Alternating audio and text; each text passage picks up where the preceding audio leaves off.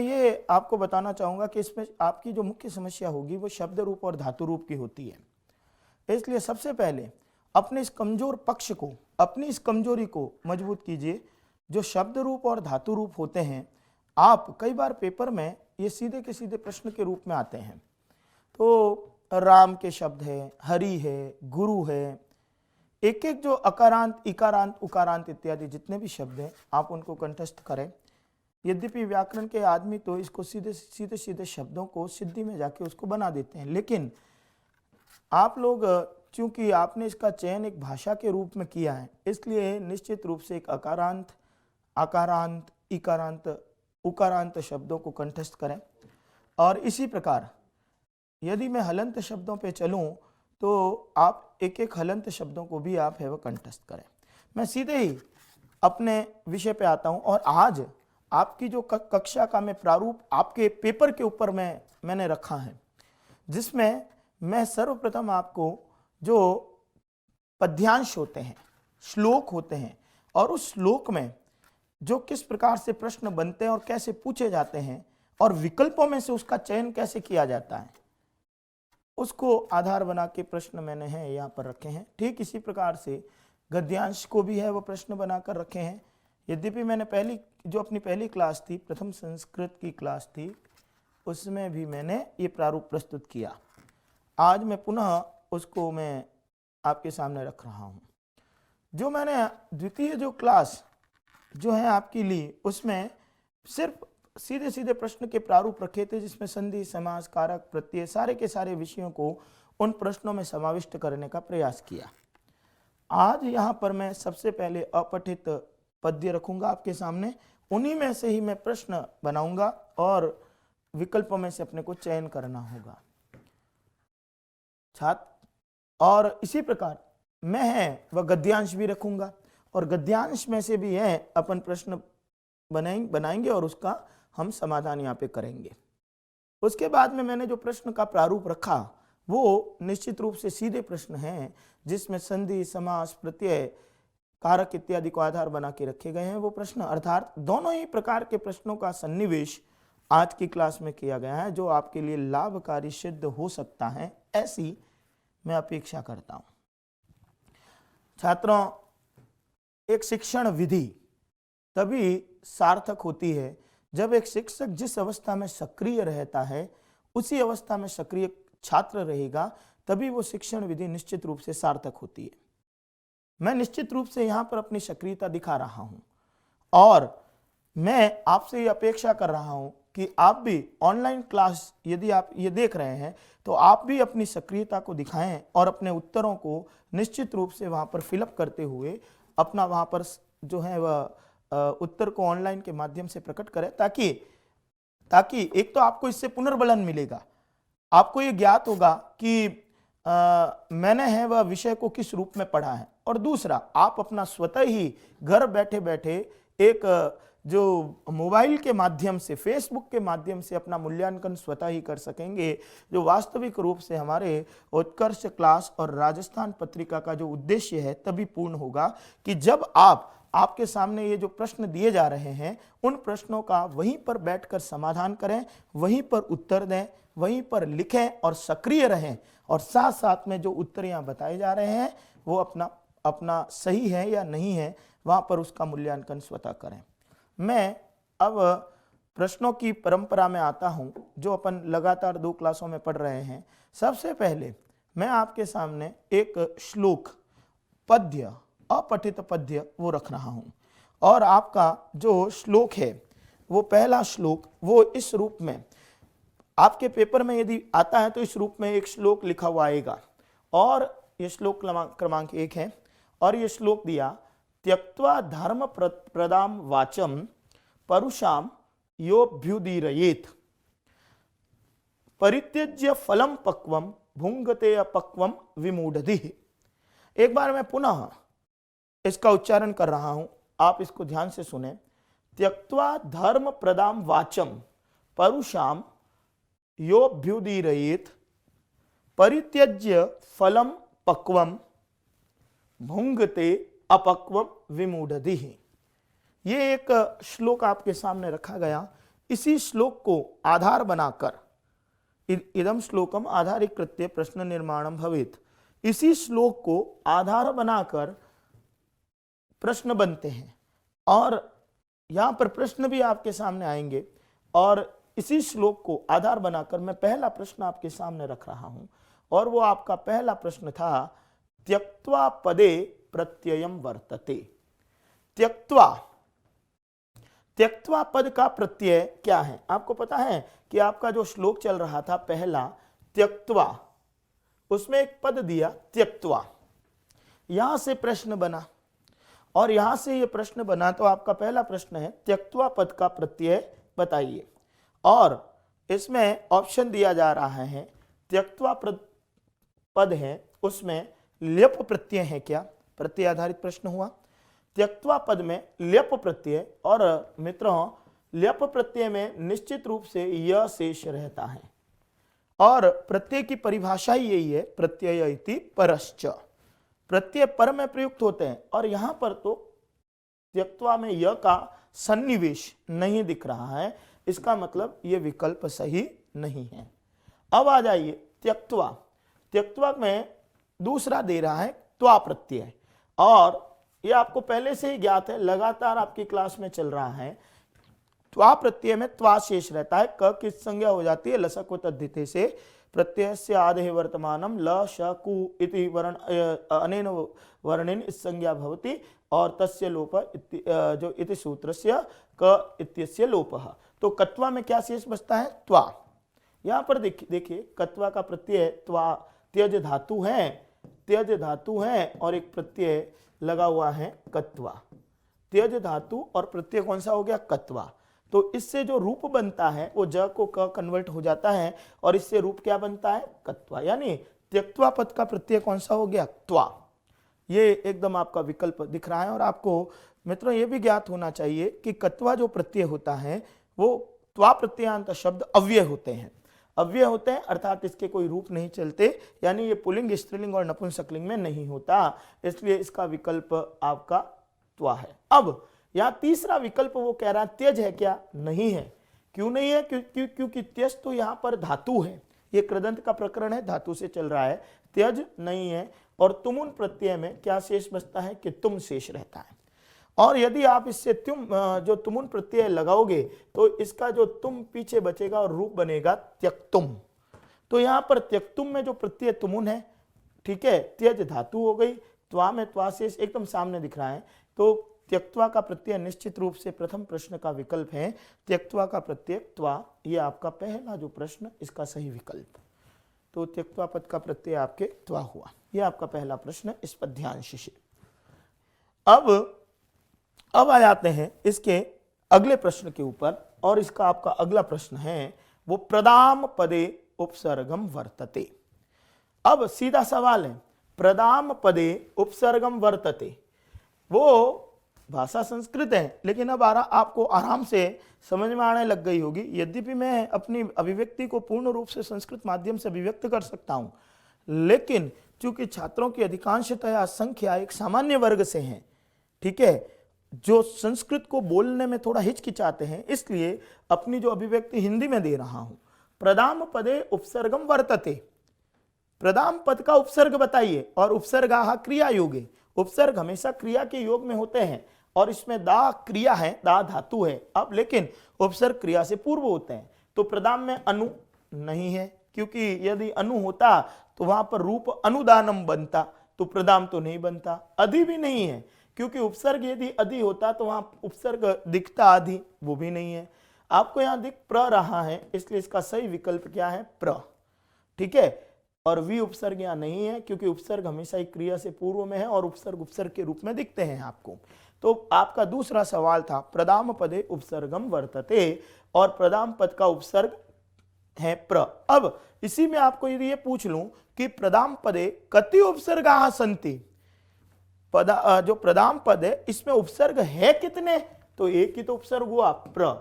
तो इसका उत्तर फिर आपका विकल्प क्या होगा? प्रदाम पद का उपसर्ग कितना होता है? प्र एक, ठीक है।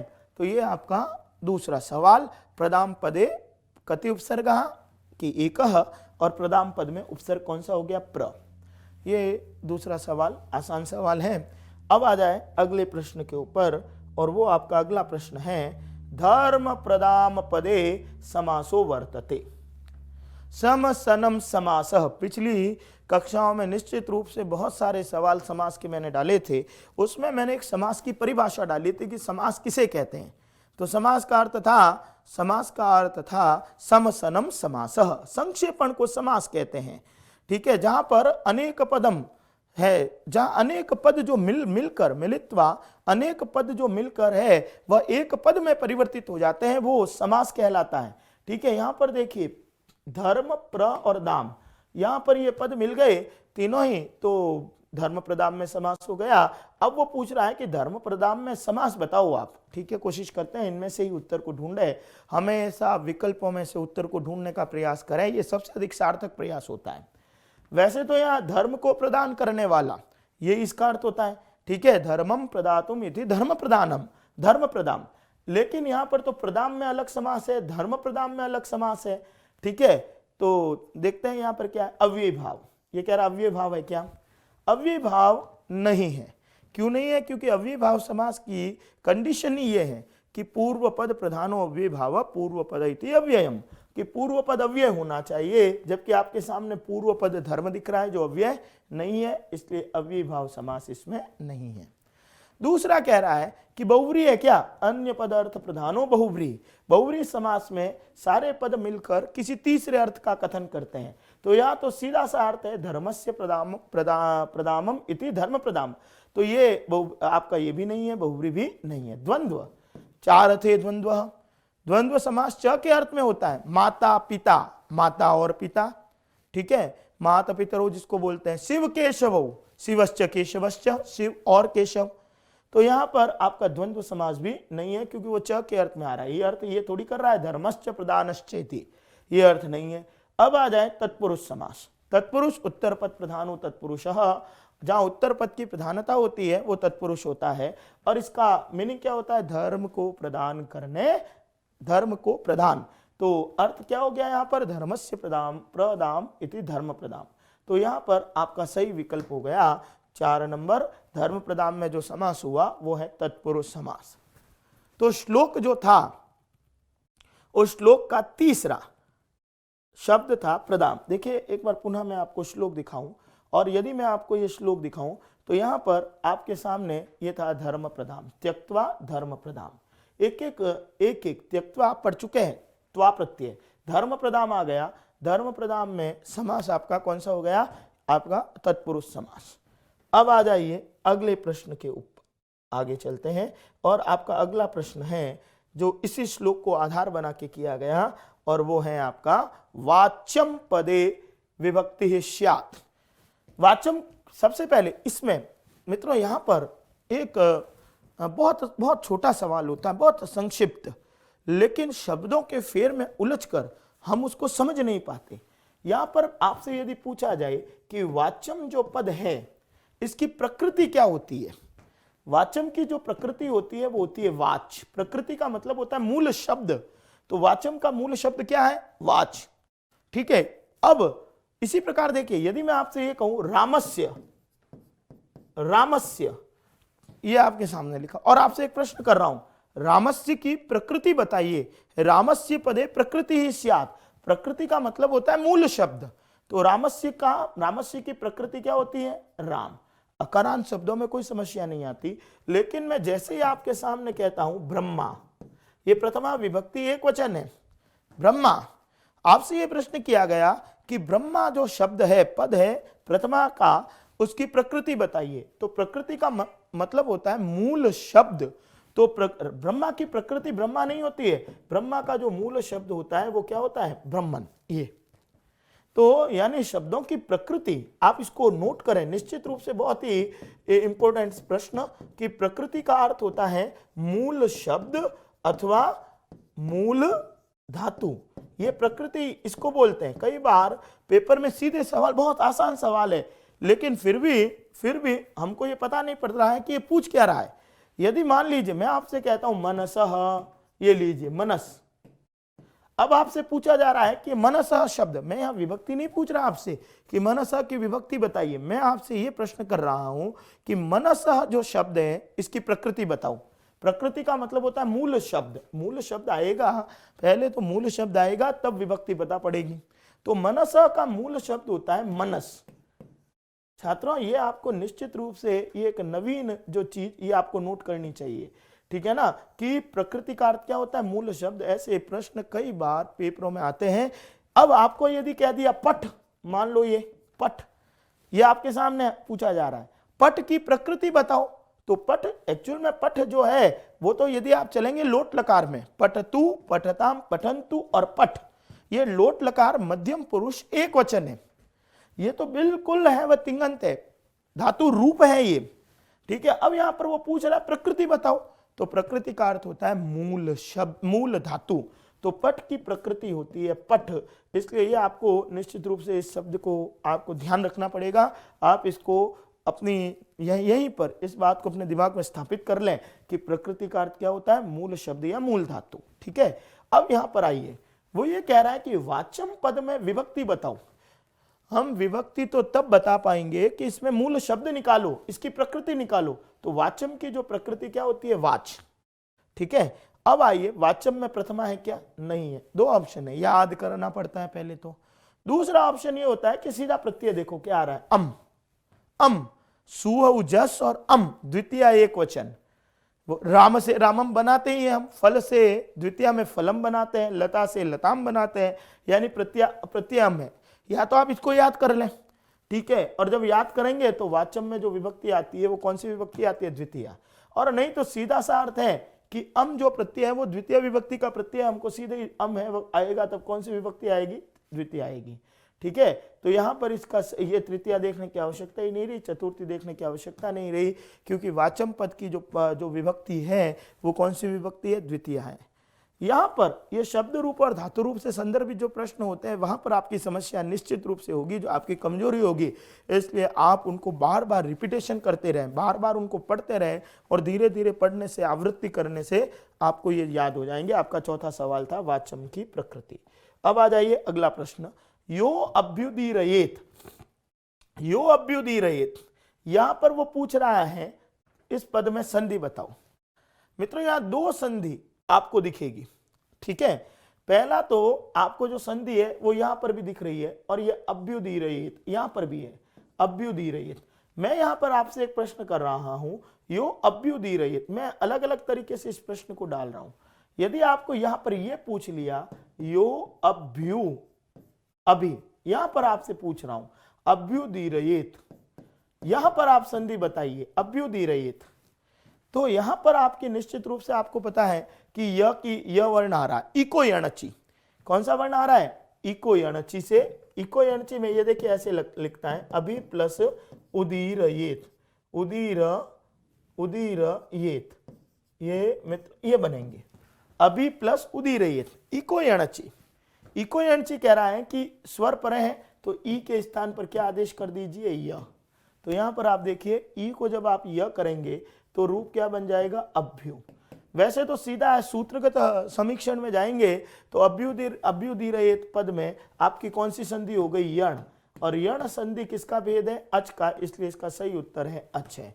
यो अभ्युदीरयेत पद में संधि कौन सी हो गई, यण संधि, और इसका सही उत्तर है अच। यण तो है नहीं यहां पर, लेकिन यण भेद किसका है, अच का। एक तो इसमें यह सवाल बनता है।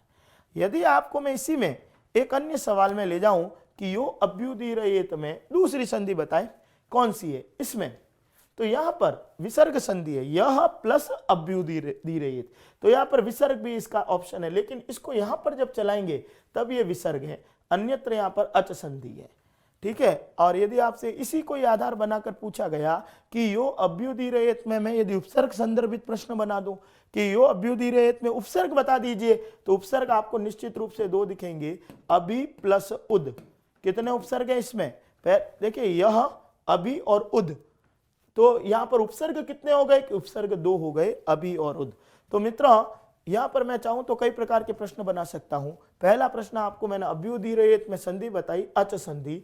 दूसरा आपसे कह रहा हूं कि यो अभ्युदीरयेत पद में यहां पर संधि बताइए, रेखांकित करके पूछ रहा हूं, तो इसका उत्तर विसर्ग हो जाएगा। यदि मैं यहां पर उपसर्ग आधारित प्रश्न बनाऊं तो यहां पर उपसर्ग आधारित प्रश्न दिखाई पड़ रहा है कि अभ्युदीरयेत में उपसर्ग कितने हैं, तो आपका पहला उपसर्ग है अभि और दूसरा है उद। ये कई तरीके के प्रश्न इसमें से आप बना सकते हैं। तो ये आपका सवाल हुआ। अब आ जाइए अगले प्रश्न के ऊपर। अब अगला प्रश्न, ये अभी मैंने करवाया, ये पीछे और आ गया। अभ्युदीरयेत पदे कति उपसर्गाः सन्ति। अभी मैंने जो पूर्व में यही तो बात बोल रहा था कि अभ्युदीरयेत पद में उपसर्ग कितने हैं, एक। अब आप इसको अलग करेंगे तो यहां पर आपको बिल्कुल संधिगत है तो अलग संधि से करना पड़ेगा। तो जब आप इसकी संधि करेंगे तो ऐसे आएगा, अभि और उद, ये आया अभि उद ईरयेत। तो निश्चित रूप से आपको पूछा जा रहा है कि अभ्युदीरयेत पद का उपसर्ग बताएं। कितने उपसर्ग हो गए? 2। तो ये कह रहा है एक है क्या? नहीं है। चत्वारः, 4 है क्या? 4 है क्या? यहाँ पर 4 नहीं दिखाई पड़ रहा है, 2 है। त्रयः, त्रय का मतलब 3 है क्या? कि नहीं है। तो अभ्युदीरयेत पद में उपसर्ग कितने हो गए? 2। 2 यानी 2 है क्या? बिल्कुल 2 ही है। अभ्युदीरयेत पद के उपसर्ग कितने हो गए? 2 है, अभि और उद। ये इसका सही उत्तर है आपका। अभ्युदीरयेत पद में कितने उपसर्ग हो गए? आपके 2 उपसर्ग। अब ये आपका छठा सवाल, फिर उपसर्ग आधारित। अब आए अगले प्रश्न के ऊपर। अपना अगला जो है वो प्रश्न इसी श्लोक को आधार बना के किया गया। परित्यज्य पद में उपसर्ग और प्रत्यय बताएं। परित्यज्य का उपसर्ग और प्रत्यय क्या होता है, ये आपके उसमें आ रहे हैं सारे के सारे श्लोक में। परित्यज्य पद का उपसर्ग और प्रत्यय क्या होता है?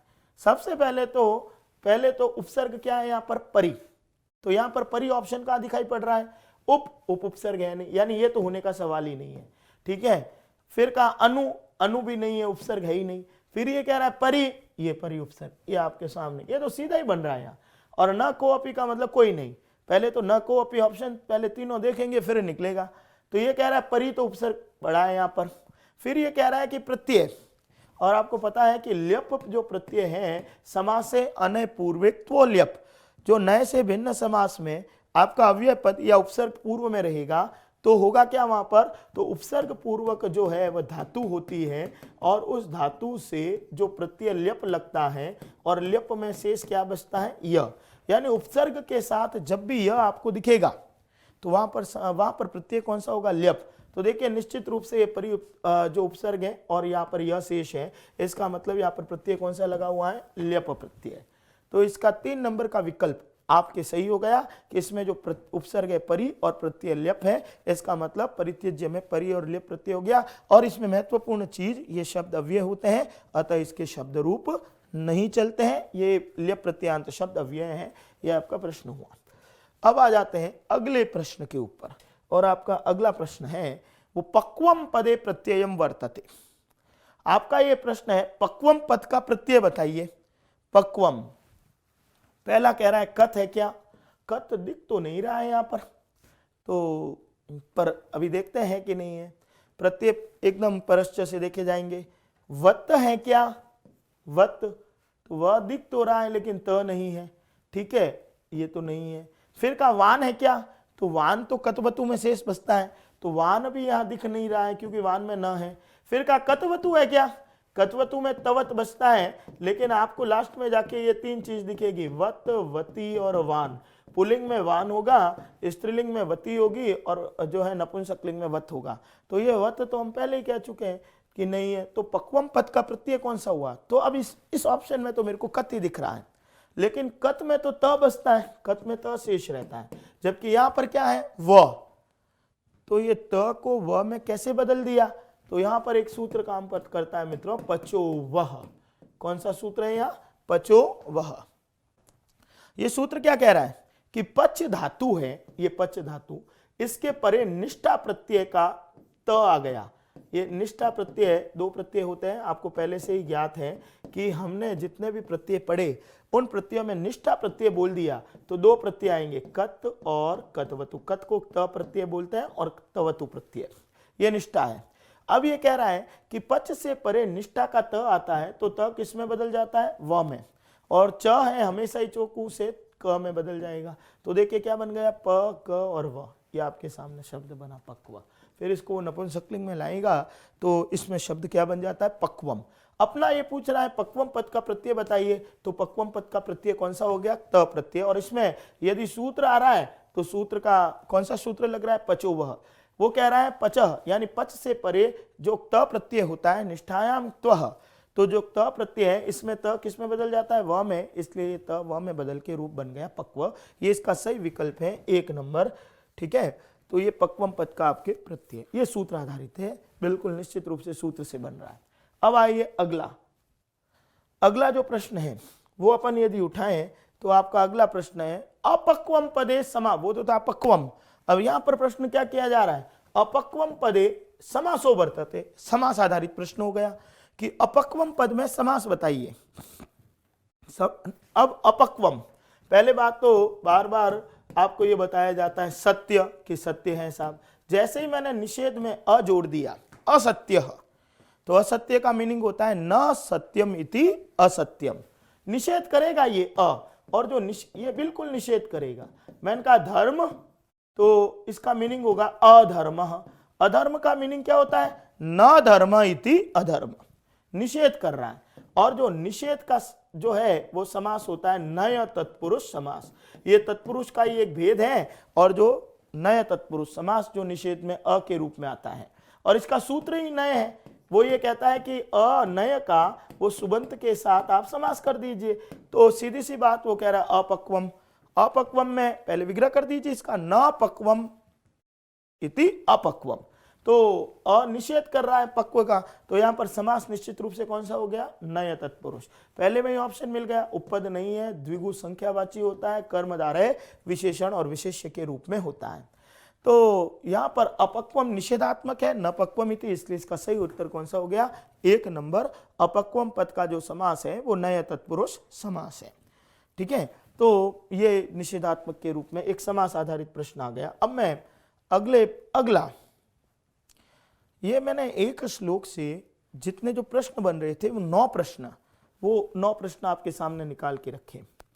अब एक और पद्य को अपन अप्लाई करते हैं यहां पर, और वो आपका पद्य है भवन्ति नम्रास्तर्वः फलोद्गमैः। मित्रों, पहले तो जब ऐसे प्रश्न आते हैं तो एकदम एकाग्रचित्त होकर बड़े तसल्ली के साथ, ठीक है ना, संस्कृत विषय से सरल विषय आपको अपनी पूरी भाषा में नहीं मिलेगा, क्योंकि हर प्रश्न जो है वो हर शब्द एक निश्चित रूप से संधि समास युक्त शब्द होता है। यानी जब आप इसको पूरा पढ़ेंगे तो संधि समास प्रत्यय, इसके अलावा तो कुछ है नहीं यहाँ पर, और हर एक शब्द को आप इस प्रकार से विग्रह करते हुए इसको खोल सकते हैं। इसलिए बड़े एकाग्रचित होके बड़े तसल्ली से, 1-2 मिनट लगते हैं, ज्यादा मिनट नहीं लगते हैं।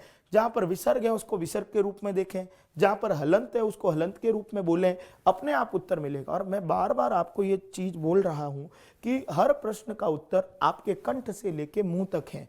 वहीं पर भाई व्याकरण सिद्धांत जो होता है उसका पहली बात यही है कि हम व्याक्रियन्ते विविच्यन्ते, कि शब्दों का व्याकृतिकरण किया जाता है, परिष्करण किया जाता है। पेन से हम अ प्लस ई को ए बना सकते हैं, लेकिन ए बोला तो जाएगा तभी पता पड़ेगा कि ए का उच्चारण। देखिए जैसे सीधी सामान्य अर्थ है, अ प्लस ई, इसको आपने कह दिया ए बन रहा है, बिल्कुल ए बन रहा है, लेकिन ये अ प्लस ई से बना ए गुण है। लेकिन ये जब मैं भाषा में लाऊंगा तो यहाँ अ और ई थोड़ी दिख रहा है, आपको दिख क्या रहा है, ए। तो आप उच्चारण करेंगे तभी तो पता पड़ेगा कि ए बराबर गुण संधि होती है।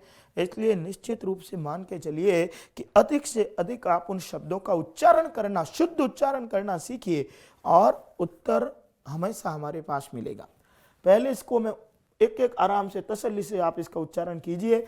भवन्ति नम्रास्तर्वः फलोद्गमैः, भवन्ति नम्रास्तर्वः फलोद्गमैः, नवाम्बुभिः, ये विसर्ग के रूप में आ गया, र नवाम्बुभिः भूरि विलंबिनो घनाः,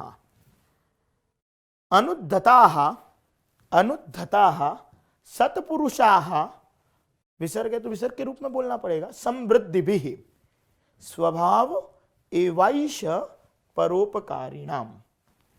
मैं पुनः एक बार इस श्लोक का उच्चारण कर रहा हूं। भवन्ति नम्रास्तरवः फलोद्गमैः नवाम्बुभिः भूरि विलंबिनो गणाः अनुद्धताः सत्पुरुषाः समृद्धिभिः स्वभाव एवैष परोपकारिणाम। ये एक श्लोक है। अब यहां पर इस श्लोक में से, ठीक है, इस श्लोक में से क्या किया जाएगा कि व्याकरण आधारित प्रश्न पूछे जाएंगे। अब देखते हैं यहां पर व्याकरण आधारित प्रश्न किस प्रकार पूछ रहा है वो इसी श्लोक में से। अब आइए पहला, इसमें पहला सवाल आपके सामने 9 तक पिछले हुए थे और 10वां में, वहां पर श्लोक में एक शब्द आया नवाम्बु, नवाम्बुः। नवाम्बुः पदे का संधि है, संधि आधारित प्रश्न हो गया। नवाम्बुः पद में संधि बताइए। तो पहली बात तो मैं बार बार बोल रहा हूं, उच्चारण करना सीखिए। नवाम्बुः ध्वनि आ की आ रही है, और आपको पता है नवाम्बु में ऐसे अपन उसका विग्रह करते हैं, नव और अंबुः। यदि मैं व्याकरण की परिभाषा में आके करूंगा, नव में अ और अंबु का अ दोनों मिलके क्या हो गया, आ। तो ये अ प्लस अ मिलके आ बन रहा है, और आ जो वर्ण है वो दीर्घ है, यानी दीर्घ संधि का वर्ण है। हम पहले ही कह रहे हैं कि आप इसका उच्चारण कीजिए, आ की ध्वनि आ रही है क्या, नवाम्बुः, आ बराबर कौन सी संधि हो गई, दीर्घ संधि। ये कौन सी संधि है, दीर्घ संधि। गुण नहीं है, क्योंकि गुण में तो जो बार बार पिछली क्लास में भी बोला, गुण ए ओरल होता है। वृद्धि भी नहीं है, वृद्धि अय होती है, और यण यवरल होता है। तो इसलिए इसका सही उत्तर नवाम्बुः पद में संधि है आपकी दीर्घ। मित्रों, यदि मैं आपसे ये विग्रह में आके पूछूं कि इसका विग्रह बता दीजिए, तो इसका विग्रह नव और अंबु। विग्रह में दोनों पद सार्थक हो सकते हैं, सार्थक होते हैं, ठीक है ना। अब यदि पूछूं कि इसका सूत्र बता दीजिए, तो इसका सूत्र अगा सवर्ण है दीर्घ। लगातार हम इन क्लासों में यही पढ़ रहे हैं। अब मैं अगले प्रश्न के ऊपर ले चलता हूं, और आपका अगला प्रश्न है नम्रास्तर्वः पद में पदे का संधि। नम्रास्तर्वः में संधि बताओ।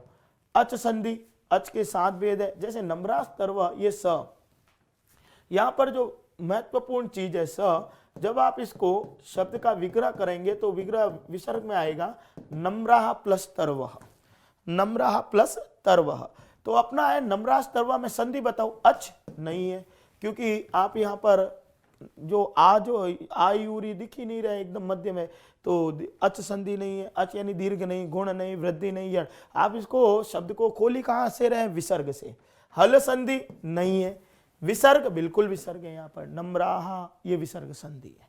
तो यहाँ पर आपका संधि कौन सी हो गई, विसर्ग संधि। प्रकृति भाव तो वो संधि होती है जहां पर कोई परिवर्तन नहीं होता। जैसे उस दिन भी बताया था, मैंने कह दिया उ उमेशः, उमेश, यद्यपि उ बन के रूप उमेश बनना चाहिए था, लेकिन वो नहीं बनेगा। क्यों नहीं बनेगा, ऐसा है तो गलत हो जाएगा। इसलिए जब शब्द यूं की यूं लिखे जाएंगे तो वहां प्रकृति भाव होता है, जहां कोई परिवर्तन नहीं होता। इसका उत्तर है आपका वो विसर्ग संधि। लेकिन यदि मित्रों मैं यदि यहां पर आपसे ये पूछूं कि इसी को आधार बना के आपसे पूछ रहा हूं कि तर्वः, ये लीजिए तर्वः, यहां पर आपसे पूछ रहा हूं तर्वः पद में संधि बताइए कौन सी है। इसका उच्चारण कीजिए, उत्तर आपके सामने। तर्वः, अव कौन सी संधि का वर्ण होता है, एचो है वायाव। यदि आपसे यह प्रश्न किया गया कि तर्वा में संधि बताइए, तो इसकी संधि कौन सी होती है, अयादि, और उसका रूप होता है तरो प्लस अ। ये ऐसे तरो में ओ को अव हो जाएगा, तर और अव, और अ मिला दीजिए, क्या बन गया, ये बन गया तर्वः। तो उच्चारण करने मात्र से अपने को उत्तर मिलेंगे कि नम्रास्तर्वः में तो आपकी संधि है विसर्ग। और यदि कोरा तर्वः पद को आधार बना के प्रश्न किया गया कि तर्वः इत्यत्र का संधि वर्तते, तो तत्र इति अयादि संधि और निमित्तम सूत्रम इति एचो वायाव सूत्र। परंतु हमारे पास प्रश्न तर्वः का नहीं है, हमारे पास है नम्रास्तर्वः में संधि आपकी विसर्ग है। अब आ जाइए अगले प्रश्न के ऊपर। अपना अगला प्रश्न है एवाईश पदे संधि वर्तते। एकदम स्पष्ट है, जो ऐ आ रहा है यहाँ पर, और ऐ आपको पता है वृद्धि का वर्ण है, और इसलिए इसका पहला ही ऑप्शन सही है। एवैश पद में संधि कौन सी हो गई, एवैश पद में आपकी वृद्धि संधि है। और इसका विग्रह क्या होता है, विग्रह का होता है जो है एव प्लस एश, ये इसका विग्रह है। एव में अ आ रहा है और एश में ए है। और आपके लिए जो सूत्र था वो वृद्धि रेची, वो कह रहा है अवर्ण के बाद में एच का वर्ण कोई आ गया। एच का मतलब ए ओ, ऐ और औ। अवर्ण के बाद में एच आ गया तो वृद्धि कर दो। वृद्धि का मतलब अ के बाद में ए आ गया तो क्या कर दीजिए, ऐ। और यही जो ऐ आपको इसके उत्तर में भी दिखेगा। इसलिए एवैश्य पद में संधि कौन सी होती है, वृद्धि संधि। ये इसका सही विकल्प है। यण नहीं हो सकता क्योंकि यवर ल बनता है। दीर्घ नहीं हो सकता, दीर्घ में आई उरी दिखेगा। अयादि नहीं हो सकती क्योंकि अयादि में अय अव आयाव दिखेगा। इसलिए इसका सही विकल्प है वृद्धि संधि। ये संधि आधारित प्रश्न हुए। अब आए अगले प्रश्न के ऊपर। अगला प्रश्न फिर संधि का दिया है। परोपकारिणाम पदे संधि वर्तते। परोपकारिणाम में संधि बताइए कौन सी है। तो एकदम मध्य दिखाई पड़ रहा है परोपकारिणाम ओ। पहले तो ये निर्धारित कर दीजिए कि ओ कौन सी संधि का वर्ण होता है। ओ जो संधि होती है वो आपकी गुण संधि है, क्योंकि गुण का संज्ञा सूत्र होता है अदेंग गुणः। ये भी एक प्रश्न है कि गुण का संज्ञा सूत्र बताओ, गुण की परिभाषा करने वाला सूत्र बताओ कि अदेंग गुणः। वो ये कहता है अ, ए और ओ, ये तीन वर्ण गुण होते हैं। अ, ए और ओ, ये तीन वर्ण गुण होते हैं। तो मित्रों यहां देखिए, यहां पर आपको परोप में ओ दिख रहा है, इसलिए यहां पर ये कौन सा वर्ण दिखाई पड़ रहा है, ओ। इसलिए संधि कौन सी हो गई यहां पर, गुण संधि। ठीक है। और जब मैं इसका विग्रह से संदर्भित प्रश्न कर रहा हूं तो विग्रह क्या होगा, पर प्लस उपकारिणाम, ये ऐसे। और आपको पता है अ और ओ मिलके किस रूप में परिवर्तित हो जाएंगे, ओ। यदि अब यहां पर मैं इस प्रश्न को एक अलग रूप में, ये इस रूप में लिखा जाएगा ओ। यदि मित्रों मैं आपसे यहां पर यह पूछना चाहूं कि परोपकारिणाम जो पद है इसमें उपसर्ग कौन सा है, तो उपसर्ग उप दिखाई पड़ रहा है यहां पर। ठीक है। और संधि पूछी तो आपकी गुण संधि है। और संधि का विधायक सूत्र बताएं तो आद गुणा। लेकिन देखिए ये कई बार जब सेकंड ग्रेड स्तर में जाते हैं तो ये पूछ लेते हैं कि गुण संज्ञा का सूत्र बताइए। ये विशेष रूप से ध्यान रखें, एक नई चीज आपके लिए, गुण संज्ञा का सूत्र यानी गुण वर्ण कौन से हैं, ये संज्ञा सूत्र कौन कह रहा है, अदेंग गुणः। तो निश्चित रूप से पढ़ाते समय भी बताया जाता है, हर एक अध्यापक इसको उल्लेखित करता है कि गुण को दो तरीके से पढ़ाएगा। पहला कहेगा गुण संज्ञा तो कहते हैं अदेंग गुणः, फिर कहता है गुण संधि तो कहता है आद गुणः। दोनों अलग अलग हैं। गुण संज्ञा का सूत्र है अदेंग गुणः और गुण संधि का सूत्र है आद गुणः।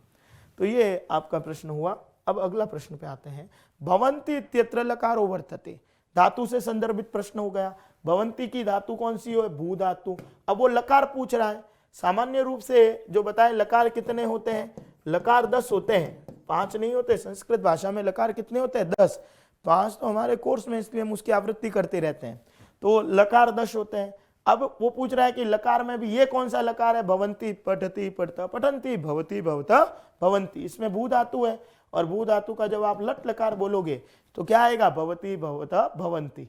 तो लंग लकार नहीं है क्योंकि लंग लकार होता है अभवत अभवताम अभवन। लिट लकार नहीं है क्योंकि लिट लकार में रूप चलता है भविष्यति भविष्यत भविष्यन्ति।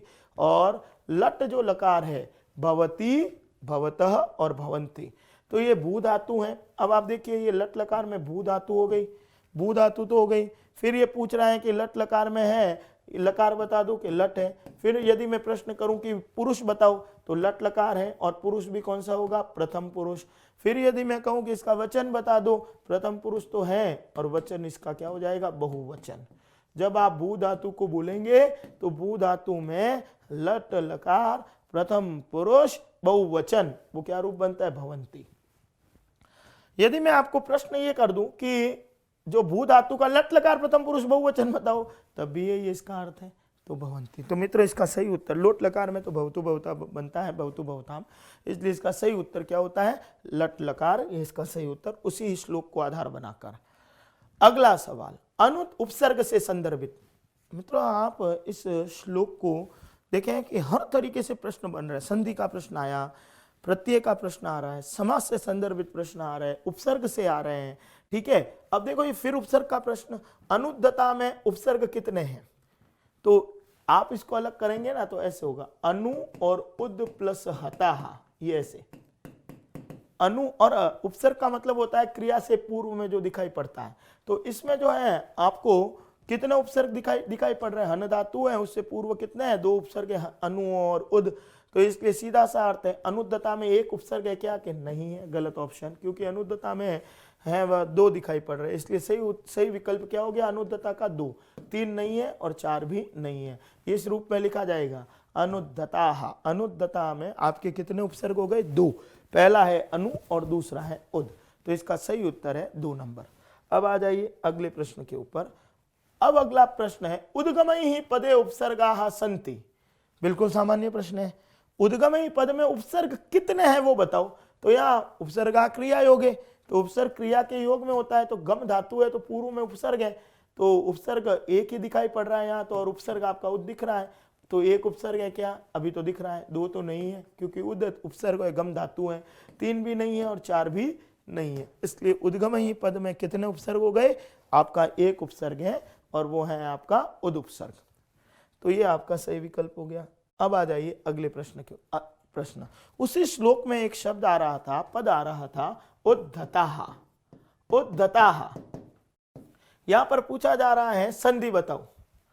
मित्रों निश्चित रूप से अच संधि तो नहीं हो सकती क्योंकि अच के 7 भेद होते हैं। दीर्घ आयुरी नहीं है, गुण एवरल नहीं है, वृद्धि भी नहीं है अयव, यण भी नहीं है यवरल, अयादि भी नहीं है अयव आयाव, एस ओ एस पूर्व रूप भी नहीं है और पर रूप में एओ नहीं है, इसलिए अच इसका नहीं है।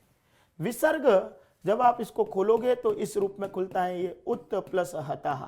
बहुत सारे शब्द हैं, जैसे मैं इनका पद्धति, ये लीजिए, ये देखो सिमिलर 3-4 पद्धति, इसी प्रकार कह दिया उद्धारक, ये लीजिए फिर तीसरा चौथा। यदि मैंने कर दिया उद्धरणम, उद्धरणम, उद्धरणम, ये फिर तीसरा चौथा। यदि आपके सामने कल एक उदाहरण दिया था वाग्घरी, यदि के फिर तीसरा चौथा। तो जहां कहीं वर्ग का तीसरा न चौथा होता है वहां पर हल संधि होती है। कौन सी संधि होती है, हल। विसर्ग नहीं है क्योंकि विसर्ग से नहीं खुल रहा है, न कोपी तो अभी हल के बाद में देखेंगे। तो यहाँ पर वर्ग का तीसरा चौथा वर्ण दिखाई पड़ रहा है और यहाँ पर पूर्व सवर्ण संधि है, और आपको पता है पूर्व सवर्ण संधि है, वो ये बोल रहा है जयो हो अन्य तरस्याम। वो ये कह रहा है कि ह जो वर्ण होता है, ह के स्थान पर पूर्ववर्ती वर्ण का सवर्णी लाइए। ह के बाह्य प्रयत्न के कारण पूर्ववर्ती सवर्णी ह का चौथा वर्ण होता है और संधि का नाम है पूर्व सवर्ण। यानी किसका चौथा लाएंगे, पहले का। तो पहला त है और त का चौथा क्या होगा, त थ द और ध, ये बन गया धताः। यहां पर तो जो संधि लग रही है वो संधि लग रही है पूर्व सवर्ण संधि, जो किसका भेद है, हल का। ठीक इसी प्रकार से वर्ग का पहला अक्षर वर्ग के तीसरे में कन्वर्ट होता है तब उसका नाम होता है जसत्व संधि। तो इसका मतलब यहां पर 2 प्रकार की संधि लग रही है। त तो द जसत्व संधि के कारण हो रहा है और ह को ध वो पूर्व सवर्ण संधि के कारण हो रहा है, लेकिन ये दोनों ही संधियां भेद किसका है, हल का। इसलिए उद्धताः जो पद है उसमें संधि कौन सी हो गई, हल संधि। ये न को अपि भी ऑप्शन गलत, क्योंकि इसमें संधि होती है हल संधि। वर्ग का तीसरा और वर्ग का चौथा अक्षर पूर्व सवर्ण संधि और जसत्व संधि के अंतर्गत आपको दिखाई पड़ता है। ये आपका सवाल था और इसका सही उत्तर है वो आपका हल संधि। और यदि इसका विग्रह पूछे तो उत्तर प्लस हताः, ये आपका उत्तर। अब आइए अगला प्रश्न। अगला जो प्रश्न है वो यदि अपन कहें उपर्युक्त श्लोके छंदो वर्तते, इस श्लोक में छंद बताइए, लेकिन इसके लिए तो हमको श्लोक देखना पड़ेगा। ठीक है, तो हम पहले एक श्लोक के अंदर चलते हैं कि श्लोक कौन सा था। तो अब आपका जो श्लोक था वो आपका श्लोक था, यदि अपन बात करें तो ये श्लोक था भवन्ति नम्रास्तरवः फलोद्गमैः। श्लोक कौन सा था यहाँ पर, ये रहा भवन्ति नम्रास्तरवः फलोद्गमैः। मित्रों छंद जो प्रकरण में यद्यपि लघु गुरु लगाने के अपने नियम होते हैं, लेकिन मैं यहां पर आपको वो चीज बता रहा हूं कि वर्ण को गिनिए और उत्तर प्राप्त कीजिए। और छंद का नियम पिछली क्लास में भी बताया, एक नियम अपने दिमाग में फिट कीजिए कि आधे अक्षर को कभी नहीं गिनना है। जब मैं इसको गिनूंगा तो वर्ग का पहला ये 1 2 आधा नहीं गिनना है, 3 4 5 आधा नहीं गिनना, 6 7 8 9 10 आधा नहीं गिनना, 11 12, ये 12 वर्ण हुए। 12 वर्णों में मैं जाऊंगा तो 12 वर्णों में वर्णिक छंदों में मेरे को 3 छंद दिखते हैं। पहला जो छंद है वो होता है वंशस्थ छंद, दूसरा छंद होता है द्रुत विलंबित छंद।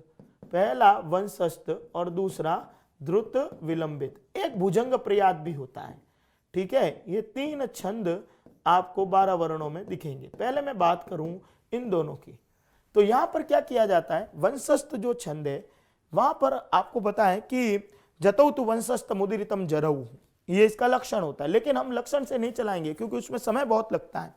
निशान लगाएंगे फिर गण मिलाएंगे तो उसमें समय लगता है। सीधी सी बात है, वंशस्थ जो छंद और 12वें वर्ण में दूसरे को देखिए, यदि दूसरा वर्ण यदि बड़ा होगा तो वो छंद वंशस्थ ही होगा, और दूसरा यदि छोटा होगा तो वो छंद द्रुत विलंबित ही होगा। निश्चित है वर्णिक छंद वर्ण से देखे जाते हैं, इसका मतलब हमको दूसरा छंद देखना है। भवंती, भवंती में भ पहला अक्षर और वह है लघु, वह लघु है, लेकिन ये न के कारण क्या हो गया, न आधा है, इसलिए आधा अक्षर पूर्व में मिलकर पूर्व को क्या बना देता है, दीर्घ। यानी आपको दूसरा अक्षर जो है वो दिख रहा है दीर्घ, तो दूसरा जब दीर्घ होता है तो वो छंद कौन सा होता है, वंशस्थ। इसलिए यदि आप निशान लगा के भी इसका उत्तर देखेंगे तो इसका अर्थ होता है ये छंद वंशस्थ है। अब ये मैंने पहले ही उत्तर बता दिया, इसका छंद वंशस्थ है। यदि ये लघु होता ना तो द्रुत विलंबित होता, और यदि चारों ही यगण होते, समान गण होते, तो वो भुजंग प्रयात होता। ये लक्षण है। लेकिन मैं अब आपको आपकी विधि से, ये तो मैंने बिल्कुल शॉर्ट विधि जो है आपके सामने लिखी, अब मैं आपकी विधि से निशान लगा के बता देता हूं कि यदि अपन निशान लगा के इसको करेंगे तो कैसे करेंगे। देखिए मित्रों, ये भ है वो अ की मात्रा के कारण लघु है, वह न के कारण दीर्घ हो गया, ये दीर्घ है, ठीक है, और ती लघु है, न लघु है, लेकिन इस म के कारण, या आप र माने तो इसके कारण दीर्घ हो गया। म में आ वैसे भी दीर्घ है, स के कारण भी दीर्घ, त में अ लघु, र में अ लघु, और विसर्ग आपको पता है संयुक्त आद्यम दीर्घम सानुस्वारम विसर्ग सममिश्रम, ये विसर्ग के कारण वह लघु था लेकिन विसर्ग के कारण गुरु। फ में अ लघु, ल में ओ वैसे भी दीर्घ है और द के कारण भी दीर्घ, ग में अ लघु और म में ऐ के कारण वो दीर्घ। जब आप गण मिलाइए इसका, ये 3 गण, अब ये 3 गण बना दिए। अब आ जाइए वंशस्थ के लक्षण के ऊपर, और वंशस्थ का जो लक्षण छात्रों आपके सामने लिख रहा हूं, जतौ तु वंशस्थ मुदिरितम जरौ, ये इसका लक्षण होता है। जतौ तु वंशस्थ मुदिरितम जरौ, तो सबसे पहले वो कह रहा है कि जगण आना चाहिए। क्या आना चाहिए, जगण, तो ज भा न ये जगण है। फिर वो कह रहा है तगण आना चाहिए, तगण में ता रा और ज तगण है। फिर वो कह रहा है जगण आना चाहिए, जगण में ज भा और न जगण आ रहा है। और फिर वो कह रहा है रगण आना चाहिए, रा ज और भा, ये स्थिति आनी चाहिए। तो देखें मिला है जगण, ये देखो ज भा और न जगण आ रहा है। फिर कह रहा है तगण आना चाहिए, ये ता रा ज ये तगण आ रहा है। फिर कह रहा है जगण आना चाहिए, ज भा न ये आ रहा है जगण, और रगण में रा ज भा ये रगण। यानी ये लक्षण इस छंद पे घटित हो रहा है, इसका मतलब ये छंद वंशस्थ हो गया। मित्रों 2 ऑप्शन है, इसमें बहुत समय लगता है इसलिए यहाँ पे नहीं जाना, और अपना सीधा अर्थ ये करना है कि वर्ण गिनिए और दूसरा अक्षर यदि बड़ा है तो वो छंद कौन सा होता है, वंशस्थ। ये निशान लगा कैसे किए जाते हैं और बगैर निशान लगाए मैंने पहले आपको स्पष्ट कर दिया। अगला सवाल अपना, अगला जो सवाल था इसमें छंद से संदर्भित सवाल थे। एक सवाल जरूर जब श्लोक आता है तो अंत में जाते जाते आपसे ये पूछते हैं कि इसमें आप छंद बता दीजिए, तो इस तरीके से छंद निकालते हैं। यानी इस श्लोक में, उपयुक्त श्लोक में छंद कौन सा था आपका, वंशस्थ, ये आपका वंशस्थ। अगला प्रश्न, अब वो पूछ रहा है अंबु भी पद में विभक्ति बताओ। तो अंबु भी में मूल शब्द अंबु है और वहां पर भी लता से लता भी बनती है, ठीक है, गुरु से गुरु भी बनता है, भाई गुरु शब्द है वो उकारांत है, अंबु है, तृतीय भिष प्रत्यय है, सीधी सी बात है, प्रथमा नहीं है, द्वितीय भी नहीं है, इसको तो याद कीजिए। अंबु भी पद में कौन सी विभक्ति बनेगी, गुरु से गुरु भी, तो है वह यहाँ पर तृतीय विभक्ति और बहुवचन है यहाँ पर, और मूल शब्द इसमें गुरु है। तृतीय शब्द बहुवचन और मूल शब्द इसमें क्या हो गया, गुरु है। चतुर्थी नहीं है क्योंकि चतुर्थी में तो अंबुभ्य बन जाएगा वहां। तो ये इस प्रश्न का शब्द रूप आधारित उत्तर हो गया, अंबुबी पद में तृतीय बहुवचन का रूप हो गया। ये है वह आपका 19वां सवाल। अब आ जाइए अगले प्रश्न के ऊपर। अब श्लोक कर दिया खत्म, अब कर रहे हैं अपन अपठित गद्यांश को। अपठित गद्यांश, अपठित गद्यांश के अंतर्गत मित्रों पिछली बार मैंने गद्य को यहाँ डाला था और जो है वह प्रश्न यहाँ चल रहे थे। इस बार कोरा गद्य लिख रहा हूं, बाद में इस गद्य को जो अन्यत्र प्रयोग नहीं कर रहा हूं। विधि समझिए किस तरीके से पढ़ाया जा रहा है। वो जानबूझ के कर रहे हैं, इसलिए किया जा रहा है क्योंकि यदि यहां पर गद्य होता है तो यहां से देख के आप उसका उत्तर ढूंढते हैं। अब मैं ये चाह रहा हूं, एक बार आपने इस गद्य को पढ़ लिया, अब ये गद्य जब मैं ये गद्य में हटा दूंगा यहां से और फिर प्रश्न शुरू करूंगा, मान लीजिए वही प्रश्न है और वही गद्यांश के प्रश्न है, तो दोनों तरीके से आपके होते हैं, लेकिन मैं पहले गद्य को आपको पढ़ाता हूं एकदम एक, फिर वही जब कोई भी आएगा गद्य या श्लोक, आप उसको एकाग्रचित्त होकर पहले तन्मयता से उसको 2 मिनट दीजिए और देखिए कि यहां पर वो शब्द क्या बना रहा है। इदम श्रुत्वा चौराहा लज्जीभूताः, इदम श्रुत्वा चौराहा लज्जीभूताः, अन्येषां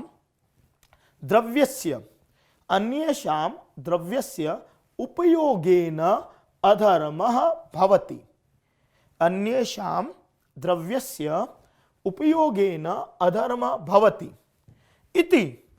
इति चाणक्यस्य विचारः अस्ति, इति चाणक्यस्य विचारः अस्ति। वयं जीवने प्रतिदिनं अन्यस्य द्रव्यमेव अपहरामः, विसर्ग है तो विसर्ग के रूप में उसको पढ़ना है। अधर्मं कुर्मः पापस्य संग्रह भवति इति चिंतयित्वा, पढ़ते समय ध्यान रखिए एक एक शब्द को, इति मैंने चिंतित्वा नहीं पढ़ा है, खोले इसको, इति चिंतयित्वा ते चाणक्यः महामात्यात्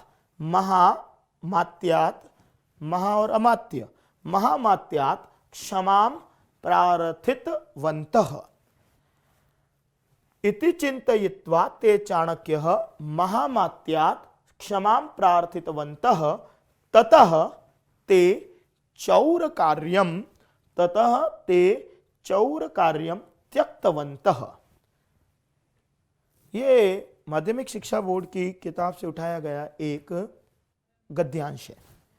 यहाँ पर माध्यमिक शिक्षा बोर्ड की किताब में ये गद्यांश दिया हुआ है, वहां से उठाया, आपके लिए अपठित है। अब मैं इसी को आधार बनाकर, पेपर में अपठित गद्यांश ऐसे आएंगे, नीचे प्रश्न लिखे हुए रहेंगे, यहां से अपने को उत्तर ढूंढना।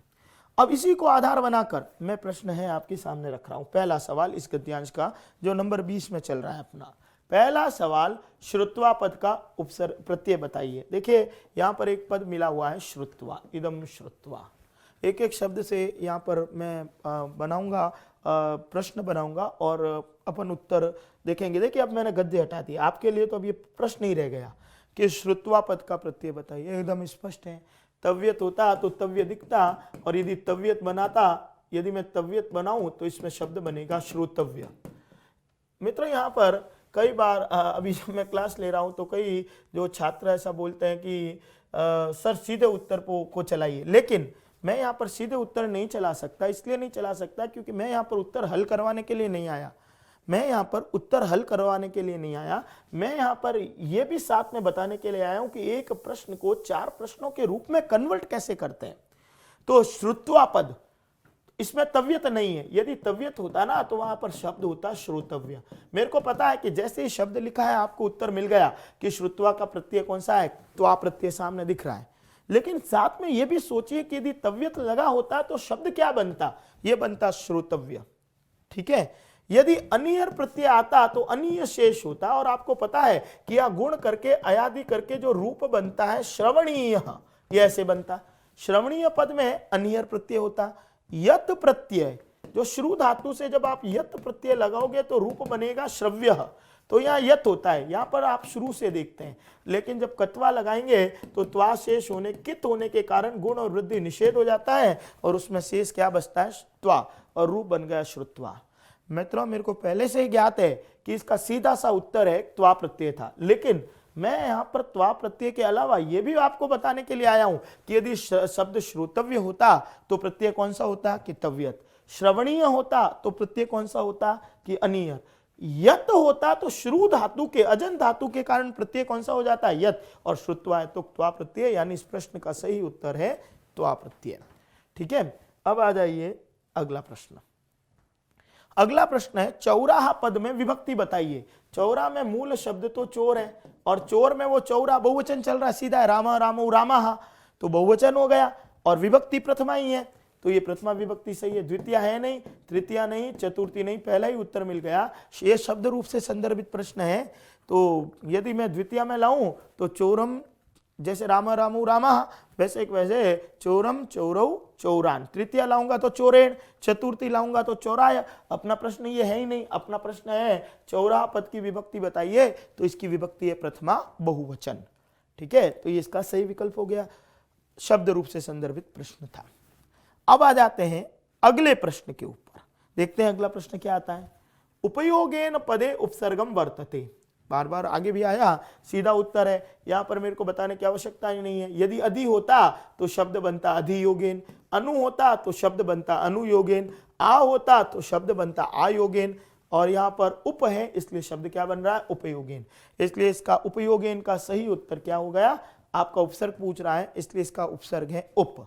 उपयोगेन पद में आपका कौन सा उपसर्ग हो गया, उप उपसर्ग है। ये उपसर्ग आधारित प्रश्न, संधि का प्रश्न बनाया, प्रत्यय का बनाया, उपसर्ग का बनाया, धातु का बनाऊंगा, शब्द का सामने आया, तो कहने का मतलब एक ही जो उस पैराग्राफ में श्लोक में सारे के सारे व्याकरण के प्रश्न निहित होते हैं। लज्जी भूताहा पदे प्रत्ययम वर्तते, वो पूछ रहा है लज्जी भूताहा पद में प्रत्यय बताइए। आपको सामने भूताहा में प्रत्यय है इति परश्च, ये पर में प्रयुक्त होता है, तो भूताहा बहुवचन का रूप हो गया, भूतः भूतौ भूताहा। मान लीजिए कोई कठिनाई हो रही है तो इसको आप एक वचन में ले आइए, ये लीजिए भूतः, यहां से ये प्रत्यय सीधा आ गया। आपसे पूछ रहा है कत है क्या, बिल्कुल होगा क्योंकि कत में ही शेष क्या बचता है त, ये त, लेकिन त से ता में क्यों चला गया, क्योंकि बहुवचन का है। भूतः से भूता फर्क इतना ही है, इसलिए है तो त। यत में तो यह है, तो यह तो दिख रहा है क्या, यह नहीं है। अनियर में अनिय होता, नहीं है। तमप में तम होता, तो ये भी नहीं है, इसलिए इसका सही विकल्प कौन सा हो गया, कद प्रत्यय। और यदि ये पूछ लिया कि लज्जी भूताहा का वचन बताइए, तो राम रामौ रामाहा, तो बहुवचन में चला गया। भूता पद कौन से वचन में चला गया, बहुवचन में, तो इसका सही विकल्प है आपका 1 नंबर। तो ये प्रत्यय आधारित प्रश्न हो गया जिसमें आपसे प्रत्यय का प्रश्न पूछा गया। मित्रों अब अगला सवाल, फिर वही अधर्म पद में समास। अभी बताया है, आज की क्लास में बताया है कि अ जो होता है वो निषेध करता है, और जो निषेध करता है, अ जो पद निषेध करता है और उसके लिए समास होता है नया तत्पुरुष समास। तो देखते हैं इसमें नया ऑप्शन है क्या, द्विगु नहीं हो सकता क्योंकि संख्या पूर्व द्विगु, द्विगु हमेशा ही संख्या पूर्वक होता है, स नपुंसकम और द्विगुर एक वचनम, वह नपुंसक लिंग है और एक वचन में संख्या नहीं है इसलिए नहीं है। द्वंद्व समास इसलिए नहीं हो सकता क्योंकि द्वंद्व का मीनिंग होता है, 4 थे द्वंद्व, च के अर्थ में कौन सा समास होता है कि द्वंद्व समास, इसलिए द्वंद्व, ये इसका अर्थ च आ रहा है क्या। अधर्म का मीनिंग क्या होता है, अधर्म का मीनिंग होता है न धर्मः इति अधर्मः, इसका मतलब है यहाँ पर तो च का अर्थ आ ही नहीं रहा है। बहुव्रीहि समास अन्य पद के अर्थ को बताता है, नहीं है, अधर्म का कोई तीसरा पद थोड़ी आ रहा है, अधर्म का मीनिंग तो क्या होता है न धर्म। और अब वो कह रहा है कि अधर्म में नय है क्या, अधर्म में नय है क्या, नय का मतलब निषेध कर रहा है क्या, बिल्कुल कर रहा है। नय का मतलब है न धर्म इति अधर्म, तो इसका सही उत्तर कौन सा हो गया, विकल्प का सही उत्तर 4 नंबर, अधर्म पद में नय तत्पुरुष समास है। तो मित्रों पढ़ते समय ध्यान रखिए कि मैं साथ में सारा का सारा समास प्रकरण एक साथ ले रहा हूं। ये प्रश्न तो निश्चित है, मेरे को पहले से ये चीज ज्ञात है, मैं बार बार आपके सामने बोल रहा हूं कि मैं जैसे ही प्रश्न लिखता हूं, संस्कृत की ये विशेषता है कि आंखें हैं आपके सामने, प्रश्न देखिए, प्रश्न देखते ही उत्तर मिल जाएगा कि ये नए तत्पुरुष है। लेकिन मैं आपको साथ साथ में ये भी बताता जा रहा हूं कि एक शब्द में विषय को पढ़ा कैसे जाता है, द्विगु संख्यावाची, द्वंद्व च के अर्थ में, बहुब्री अन्य पद के अर्थ में, जो तीनों यहां नहीं है, इसलिए इसका सही उत्तर क्या होगा, नय तत्पुरुष समास। एक प्रश्न में सारे विषयों को मिश्रित करके समास को बता रहा हूं, यह एक पद्धति है, ठीक है। और एक बार और रिपीटेशन, शिक्षण विधि तभी सार्थक होगी कि जब एक शिक्षक सक्रिय है तो छात्र भी क्या रहे, सक्रिय। बिल्कुल जागते रहे आप लोग, ऑनलाइन पे चल रहे हैं, उत्तर देते रहे, लेकिन साथ में ये भी समझते रहे कि द्विगु का ओरिजिनल मीनिंग क्या है, नपुंसक संख्या, द्वंद्व का क्या है, इस रूप से चला रहे। अब आ जाइए अगला प्रश्न, विचार पदे प्रत्ययम वर्तते। यदि प्रत्ययम की जगह मान लीजिए उपसर्ग दे दूं तो तो विचार पद का उपसर्ग तो सामने दिख रहा है वी, लेकिन वो कह रहा है विचारः, विचारः प्रत्यय बताइए, तो प्रत्यय तो परश्चैती, चारः का प्रत्यय पूछ रहा है, निश्चित है। यण है क्या? यण तो संधि होती है, प्रत्यय नहीं होता। यत, यत में यह दिखेगा, है क्या यह? नहीं है। अब कह रहा है अ तो हो सकता है, लेकिन अ नहीं होगा, क्योंकि अभी आगे देखेंगे क्यों नहीं होगा। घय, गय में अशेष रहता है, गय में अशेष रहता है। मित्रों पढ़ाते समय भी निश्चित रूप से बताया होगा कि घय प्रत्यय घयन्ते तो पुलिंगे, घय प्रत्यय निश्चित कौन से लिंग में होता है? पुलिंग में। तो यहाँ पर देखिए चार में है, वह घय प्रत्यय चर धातु है और पुलिंग में चार बन गया। और आपको पता है कि ये जो प्रत्यय होते हैं वो हमेशा वृद्धि को प्राप्त होते हैं, यानी यहाँ उपदा में अ को आ बन गया, तो चर से चार बन गया, इसलिए इसका सही उत्तर कौन सा हो गया? घय। तो विचार पद्म का प्रत्यय कौन सा हो गया? घय प्रत्यय है। तो ये आपका प्रत्यय आधारित प्रश्न आ गया। अब मैं अगले प्रश्न पे आ जाता हूं। अगला प्रश्न समास आधारित हो गया। प्रतिदिनम पदे समासो वर्तते। प्रतिदिनम इस अपना जो गद्यांश चल रहा है और इस गद्यांश को आधार बनाकर उसी में शब्द आया है प्रतिदिनम। प्रतिदिनम पद का समास बताओ। दिनम दिनम प्रति बराबर प्रतिदिनम, उत्तरम उत्तरम प्रति बराबर प्रत्युत्तरम। ठीक है, तो द्वंद्व, द्वंद्व नहीं होगा। क्यों नहीं हो सकता? क्योंकि चार थे द्वंद्व च के अर्थ में। इसका अर्थ यह आ रहा है कि प्रति और दिन, नहीं है। द्विगु संख्या पूर्वक होता है, नहीं है। अव्ययी भाव समास, पहले मैं नए पे आ जाऊं, नए भी नहीं है क्योंकि नए तो निषेध करता है। अब बचा एक ही विकल्प है वैसे, अव्ययी भाव। अव्ययी भाव समास में प्रथम पद क्या होता है? अव्यय, और वो हमेशा ही कौन से लिंग में होगा? नपुंसक लिंग एक वचन में। तो देखिए प्रति अव्यय और इसका लिंग है नपुंसक लिंग एक वचन, इसलिए समास कौन सा हो गया? अव्ययी भाव समास। और इसका अर्थ होता है दिनम दिनम प्रति बराबर प्रतिदिनम। तो ये है 26 का सही उत्तर है 3 नंबर। तो अव्ययी भाव समास वो प्रतिदिनम में अव्ययी भाव समास आ गया। अब आ जाइए अगले प्रश्न के ऊपर। अब ये देखिए अपहरामः पदस्य कर्ता स्यात्। अपहराम पद का कर्ता बताइए, ये कह रहा है। तो अब ये अपहरामा का कर्ता के लिए तो आपको पैराग्राफ देखना पड़ेगा, क्योंकि आपका प्रश्न ये है कि अपहरामा का कर्ता। तो हम देखते हैं कि अपहरामा पद अपने उस पैराग्राफ में, उस गद्यांश में वो अपहरामा पद किस जगह प्रयुक्त हुआ है, क्योंकि ये तो विषय आपको गद्यांश से ही पता पड़ेगा कि अपहरामा जो पद है वो हमारा किस स्थान पर प्रयुक्त हुआ है। अब देखते हैं यहाँ पर देखिए, ये कह रहा है कि अपहरामा पद को ढूंढो, कहाँ है यहाँ। तो सबसे पहले इदम श्रुत्वम चौराः लज्जीभूताः अन्येषां द्रव्यस्य उपयोगेन अधर्मा भवति इति चाणक्यस्य विचारः अस्ति। वयम जीवनम प्रतिदिनम अन्यस्य द्रव्यमेव अपहराम। यहाँ से प्रश्न किया जा रहा है कि अपहराम पद का कर्ता बताओ। तो ये तो अपहराम यानी क्रिया हो गई। हम जीवन में प्रतिदिन अन्यस्य द्रव्यमेव अपहराम, प्रत्येक दिन जीवन में हम अन्य जो है वह द्रव्य का अपहरण करते हैं, यानी दूसरों के हैं वह द्रव्य का अपहरण करने का मतलब लेते हैं। तो अब ये कह रहा है कि अपहराम पद का कर्ता बताओ। सीधा सा है अपहराम पद का इस वाक्य में कर्ता कौन है?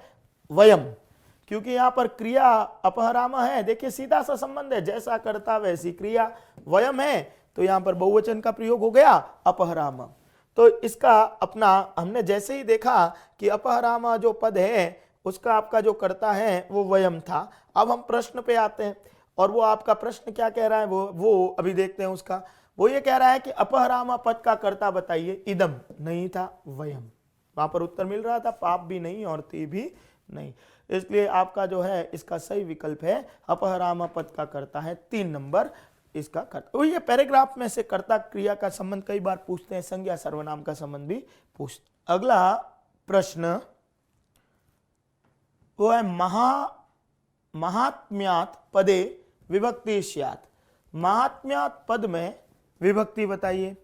अब वो कह रहा है कि महात्म्यात् जो पद है उसमें विभक्ति क्या है। तो सीधा सा विभक्ति निर्धारण होता है वो हमेशा अंत शब्द से करना है।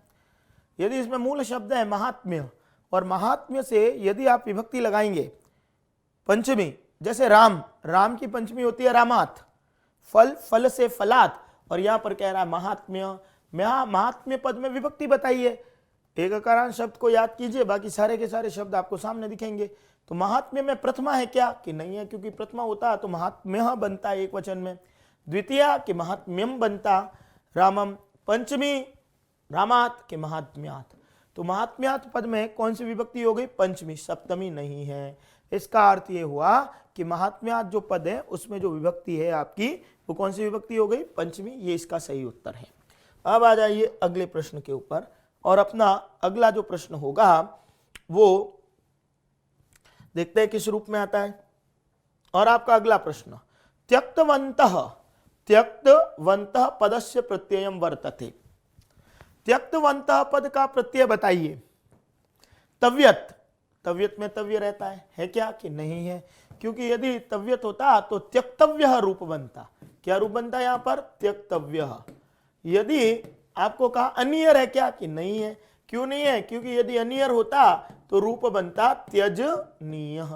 तो प्रत्यय तो एकदम सामने दिखेंगे, तव्यत में तव्य है और अनियर में अनिय है। अब ये कह रहा है कि त्यक्तवन्तः में कत है क्या? कत में त बचता है। यदि मैं त्यज धातु से लगाऊं तो रूप तो ये बनेगा त्यक्तः। क्या रूप बनता है? त्यक्तः। तो अनियर भी नहीं है। अब बचा ऑप्शन तवतु। तवतु में तवत बचता है, लेकिन यहां पर तो जैसे यहां पर तो वंता दिखाई पड़ रहा है तो ये विभक्ति हो गई। ठीक है, इसमें मूल शब्द है त्यजवत। जैसे आप इसको जब बनाएंगे तो क्या रूप बनाएंगे? त्यजवत। जब इसके रूप चलाएंगे तो बहुवचन जब देखेंगे त्यजवान, त्यजवन्तौ और त्यजवन्तः, ये विभक्ति में आ गया है, प्रथमा बहुवचन बन गया पुल्लिंग में। ठीक है, पठितवान, पठितवन्तौ, पठितवन्तः। तो आपको त्यक्तवान, त्यक्तवन्तौ और त्यक्तवन्तः। तो ओरिजिनल में इसका प्रत्यय कौन सा है? जब इसको आपको प्रत्यय में लाना है तो ये बहुवचन का रूप है, और जब बहुवचन का रूप है तो इसमें मूल जो शब्द है वो क्या है? त्यज। ये इसका मूल शब्द है त्यक्तवत। ये इसका मूल शब्द है त्यक्तवत। जब विभक्ति में लाओगे त्यक्तवत है। अब इसको पुल्लिंग में लाइए, जब आप उसको पुल्लिंग में लाएंगे तो बनेगा त्यक्तवान। इसको द्विवचन में लाइए त्यक्तवन्तौ, और बहुवचन में लाएंगे तो त्यक्तवन्तः। तो त्यक्तवन्तः में प्रत्यय कौन सा हो गया? तवतु। बहुवचन का रूप है इसलिए इसको विभक्ति में लाया गया है। तो इसका सही उत्तर है त्यक्तवन्तः में प्रत्यय आपका तवतु। अगला प्रश्न ले रहे हैं। अगला प्रश्न, अब देखिए इस तरीके से हमने क्या किया यहां पर? हमने यहां पर किया ये कि अपठित गद्य थे, अपठित जो पद्य थे उसको आधार बनाकर अपन ने प्रश्न लिखे, और बहुत सारे जो प्रश्न आपके सामने मैंने हैं इन दोनों को आधार बनाते हुए लिखे। अब मैं यहां पर कोरे सीधे प्रश्न दोनों ही प्रारूप पढ़ लेते हैं। तो अपठित गद्य और अपठित पद्य में से तो आ ही गए। अब मैं सीधे से प्रश्न आपके सामने लिख रहा हूं, और वहां पर कोई गद्य और कोई पद्य सीधे प्रश्न है, वहां पर सीधे प्रश्न के उत्तर हमको वहां पर प्रस्तुत करने हैं। आ जाइए चलते हैं। पहला प्रश्न था, अब वहीं शुरू से करते हैं। ईषद विवृत वर्ण कौन सा है? एकदम वर्ण परिचय पे आ गए अपन लोग। और अपना पहला ईषद विवृत अच है क्या? नहीं है, क्योंकि अचों का जो प्रयत्न होता है वो विवृत है। जबकि पूछ रहा है ईषद विवृत। हल है, हल तो सारे ही हल ही है, अलग अलग भेद है। तो हलों का जो प्रयत्न ईषद विवृत नहीं है। यण का जो प्रयत्न है वो आपका ईषद स्पृष्ट है, ईषद स्पृष्टम अंतस्तम। और शल जो वर्ण होते हैं जिनको हम ऊष्म कहते हैं, और इनका प्रयत्न होता है ईषद विवृत। पिछले 2 क्लासों में मैं बहुत सारे प्रश्न इस रूप में आपको करवा चुका हूं। तो ईषद विवृतम ऊष्माणः, ईषद विवृत ऊष्म होते हैं, और ऊष्म वर्ण शल है, और ये वर्ण है स, श, और ह। ये प्रश्न मैं आगे भी आपको बता चुका हूं, इसलिए इसका सही उत्तर है ईषद विवृत जो प्रयत्न है वह शल है। मैं इसको एक प्रश्न के रूप में पूछूं कि ये ईषद विवृत कौन सा प्रयत्न होता है? अभ्यांतर प्रयत्न। और अभ्यांतर प्रयत्न लघु सिद्धांत में कितने माने गए हैं? 5। स्पर्श, ईषद स्पृष्ट, विवृत और ईषद विवृत और अ। तो आपका इसका सही उत्तर है शल। ईषद विवृत आपका शल है। अगला प्रश्न प्रत्याहार से संदर्भित दे दिया। खर प्रत्याहार के अंतर्गत वर्णों की संज्ञा, जो खर प्रत्याहार में वर्ण आ रहे हैं। देखिए ये प्रत्याहार का प्रश्न नहीं है, यहां पर प्रश्न पूछा है संज्ञा बताओ। एक्चुअल में ये जो वास्तविक रूप से ये प्रश्न है बाह्य प्रयत्न का। ठीक है, तो बाह्य जो प्रयत्न इसका प्रश्न दिया जा रहा है। खर प्रत्याहार में जो वर्ण आ रहे हैं उनका प्रयत्न क्या होता है?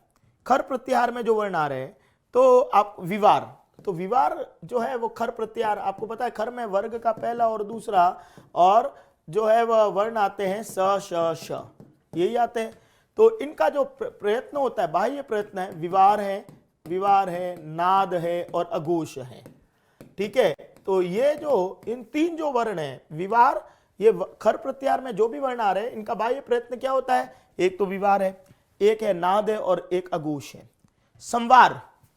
संवार में जो हस प्रत्याहार के वर्ण आते हैं, हस प्रत्याहार का मतलब 3, 4, 5 आदि जितने भी वर्ण हैं वो आते हैं। और यहां पर संवार जो है, ये यहां पर थोड़ा सा इसको सुधार देते हैं, यहां पर विवार, श्वास और अघोष, और इधर संवार, नाद और घोष, ये इनका बनता है। ये तो सीधी सी बात है कि संवार तो हस में है, विवार खर में है, अल्प प्राण वो तो 1, 3, 5 है, और स्वरित है वो स्वर होते हैं। अपना प्रश्न क्या है, खर प्रत्याहार में वर्ण आ रहे हैं वो कौन से वर्ण होते हैं, तो खर प्रत्याहार में कौन कौन से वर्ण आ रहे हैं, विवार, इसमें कहीं विवार दिख रहा है, ये रहा विवार। ये बाह्य प्रयत्न है, और बाह्य जो प्रयत्न होते हैं उन बाह्य प्रयत्नों की संख्या कितनी होती है, 11। मैं पिछली ऑनलाइन जो क्लास चल रही थी उसमें इन प्रयत्नों के बारे में पूरा बता चुका हूं। और ये जो खर प्रत्याहार में जो भी वर्ण आ रहे हैं वो विवार है, क्योंकि खर प्रत्याहार का बाह्य प्रयत्न होता है विवार, श्वास और अघोष, विवार, श्वास और अघोष। और जो हस में जो वर्ण आ रहे हैं उनका है संवार, नाद और घोष। इनको हमको याद करना पड़ेगा, ये हमारे लिए याद करने का विषय है। तो इसका सही उत्तर है 1 नंबर। अब आ जाइए अगले प्रश्न के ऊपर, और अपना अगला प्रश्न है, सूत्र विधायक दे दिया, प्रत्याहार संज्ञा विधायकम सूत्रम अस्ति। प्रत्याहार संज्ञा का सूत्र बताओ कौन सा है, हलंत्यम नहीं है, क्योंकि हलंत्यम जो करता है वो इत संज्ञा करता है। ठीक है, तो ये नहीं है। उच्चैर उदात्त पीछे दे रखा है, उदात्त संज्ञा करता है, नहीं है। आदिरंत्येन सहेता, अंतिम को आदि के साथ मिलाइए, क्या बनता है, प्रत्याहार। ठीक है, और रस्वम लघु, ये कौन सी, रस्व को हम क्या कहते हैं, लघु। इसका मीनिंग क्या हो गया कि ये तो लघु संज्ञा बता रहा है, ये उदात्त संज्ञा बता रहा है, ये इत संज्ञा बता रहा है। अब अपना प्रश्न ये है कि जो आपने प्रत्याहारों का जो निर्माण किया है, प्रत्याहार यानी अक है, अच है, हल है, इन प्रत्याहारों का जो निर्माण किया है, अब ये प्रत्याहार का जो निर्माण कौन से सूत्र से हो रहा है, ये प्रत्याहार का सूत्र बताओ। तो सूत्र कौन सा हो गया, आदिरंत्येन सहेता। वो कह रहा है कि आदि वर्ण को, ये देखिए जैसे अयोण, वो क्या बोल रहा है, आदिरंत्येन सहेता क्या कह रहा है, अंतिम वर्ण को, ये अंतिम वर्ण आदि के साथ मिलाइए, मिला दिया, प्रत्याहार बन गया। और इसमें आदि वर्ण स्वयं का तो ज्ञान करा रहा है, बीच में आने वाले वर्णों का भी ज्ञान होता है। तो अण में किसका ज्ञान हुआ, अयु का। कहने का तात्पर्य प्रत्याहार से विधायक सूत्र कौन सा हो गया, आदि अंत्येन सहेता, ये इसका सही विकल्प। सूत्र आधारित प्रश्न हो गया। कल आपको करवाया था कि अदर्शनम लोपः, लोप का सूत्र कौन सा था, अदर्शनम लोपः। और प्रत्याहार का सूत्र कौन सा हो गया, आदिरंत्येन सहेता। लघु का सूत्र कौन सा हो गया, ह्रस्वम लघु।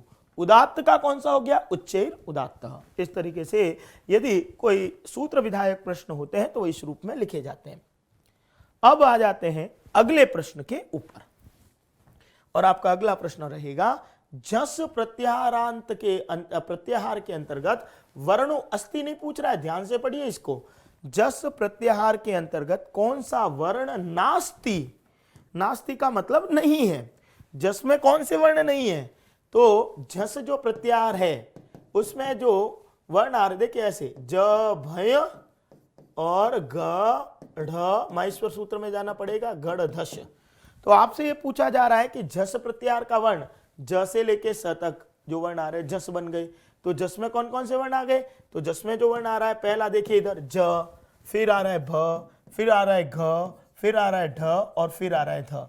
मैं एक शब्द में बोलूं तो जस प्रत्याहार के अंतर्गत जो वर्ण आ रहे हैं वो वर्ग के चौथे वर्ण है, च छ ज झ, प फ ब भ, क ख ग घ, ट ठ ड ढ और त थ द ध।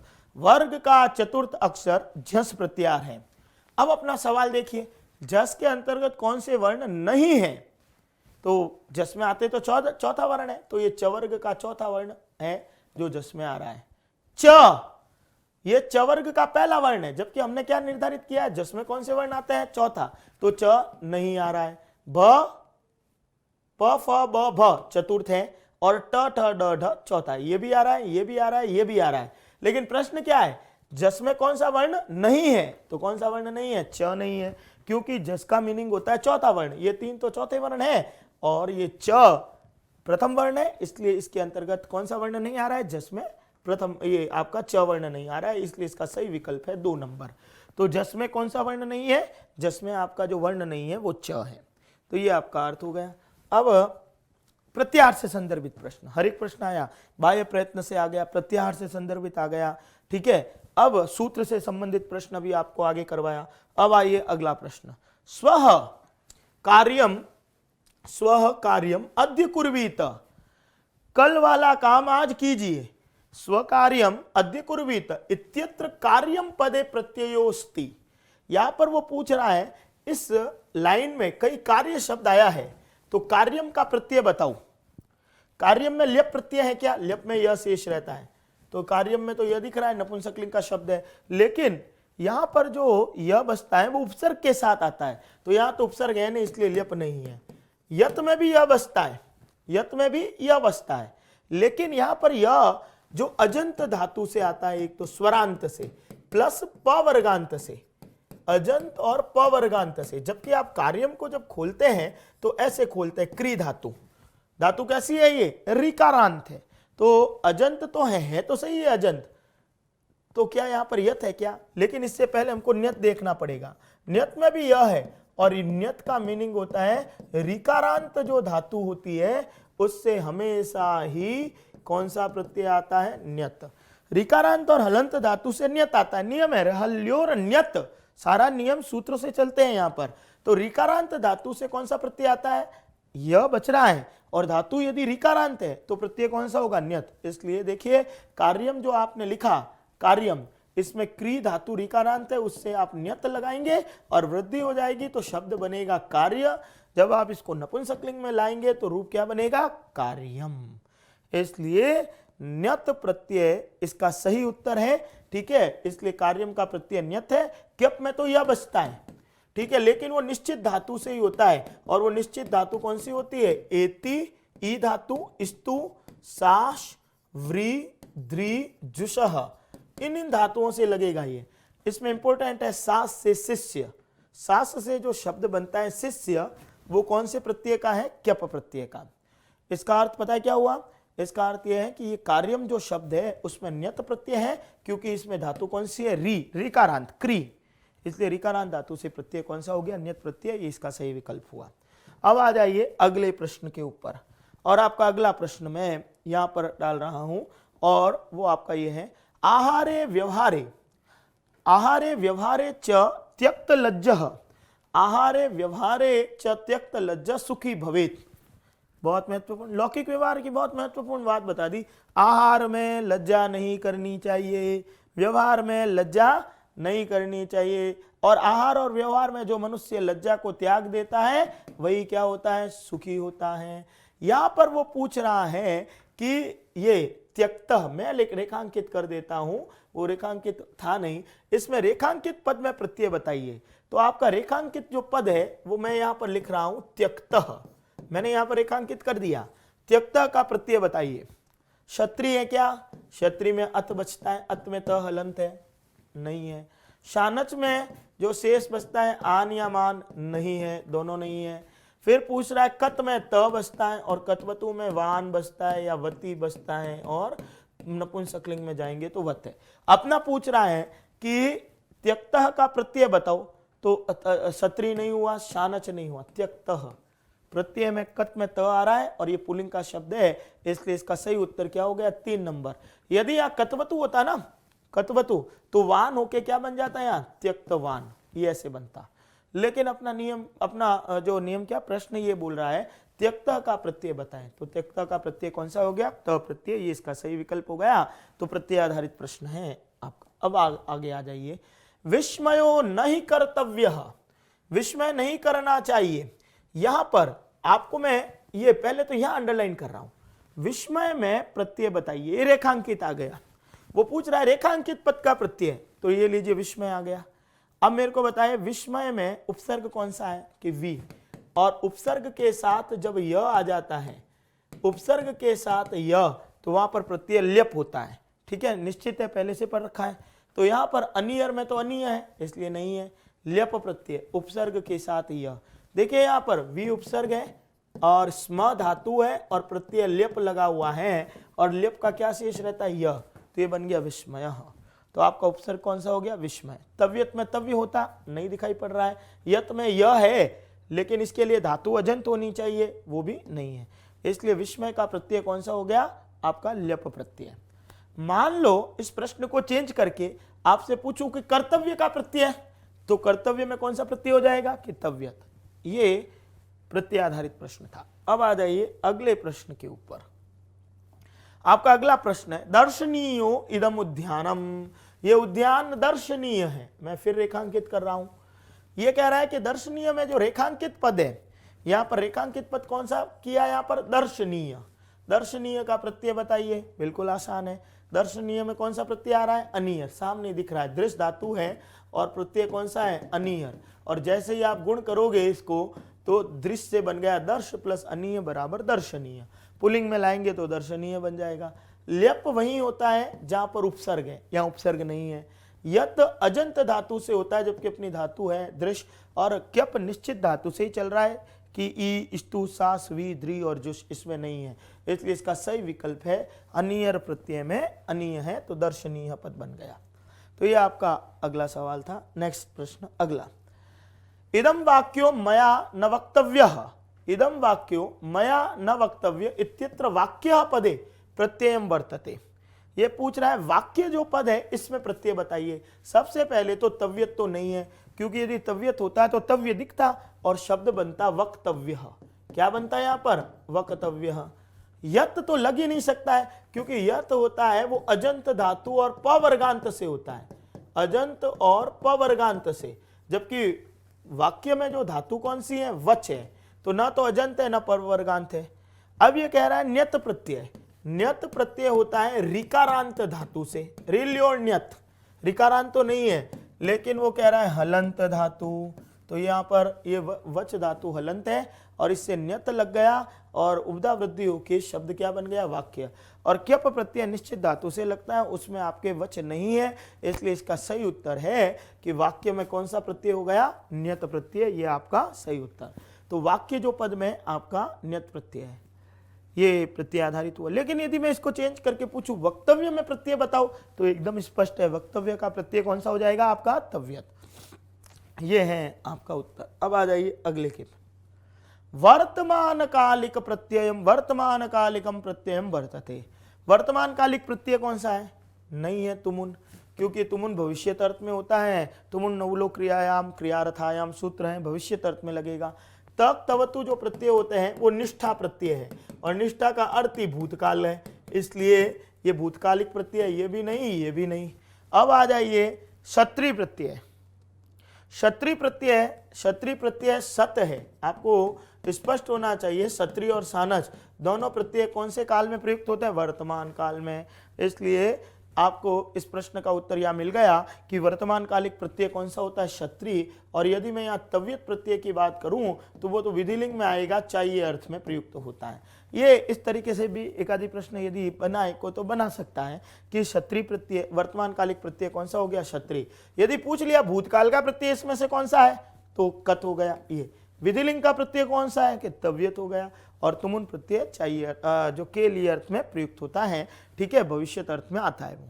तो आपका ये अगला प्रश्न है। अब मैं नेक्स्ट प्रश्न पे आ रहा हूं, और आपका अगला जो प्रश्न होगा वो ये है, क्री से णवुल, क्री धातु से णवुल लगा के पूर्ण पद बना दीजिए। णवुल में क्या शेष रहेगा, णवुल में वो बचता है, लेकिन युवोर नाका से वो किस में चेंज हो जाएगा अक में, तो पीछे अक आना चाहिए, जहां पर अक आएगा वही उसका पूर्ण पद होगा। तो णवुल णित है इसलिए वृद्धि करनी है, तो क्री से कार और अक बराबर क्या बन गया कारक, ठीक है। करणम नहीं है, कर्तव्य में अक नहीं आ रहा है और कर्ता में भी नहीं है, इसका मतलब क्री से णवुल यदि अपन बनाते हैं तो आपका पूर्ण पद क्या बनेगा कारक बनेगा। तो अब मैं यदि आपसे पूछूं कारक का प्रत्यय बताओ तो णवुल, करणम का प्रत्यय बताओ, करणम में कौन सा प्रत्यय है कि ल्युट, कर्तव्य, कर्तव्य का प्रत्यय बताओ कि तव्यत, और कर्ता का प्रत्यय बताओ, कर्ता में पीछे त्रि आ रहा, ता आ रहा है, इसलिए प्रत्यय कौन सा हो गया त्रिच। तो ये प्रत्यय आधारित जो प्रश्न है यहां पर पूछा गया क्री से णवुल लगा के शब्द बना दो, तो कारकम का जो प्रत्यय है, कारक का प्रत्यय णवुल है। ये आपका सवाल हुआ। अब आ जाते हैं अगले प्रश्न के ऊपर, और आपका अगला प्रश्न है पचमान, 4 प्रश्न एक साथ, फिर प्रत्यय आधारित। पचमान, पचमान, पक्ववान, उक्ति और ऊढवा, पद का क्रम बताओ। एक एक लीजिए पहले। पचमान, मान, पच धातु और मान आ गया, मान और आन कौन से प्रत्यय में बनते हैं, सानच में। यदि कह दिया पक्ववान, ये वान आ गया, वान जो है आपको पता है तवतु में बनता है, कत और कतवतु में, त में त और तवतु में।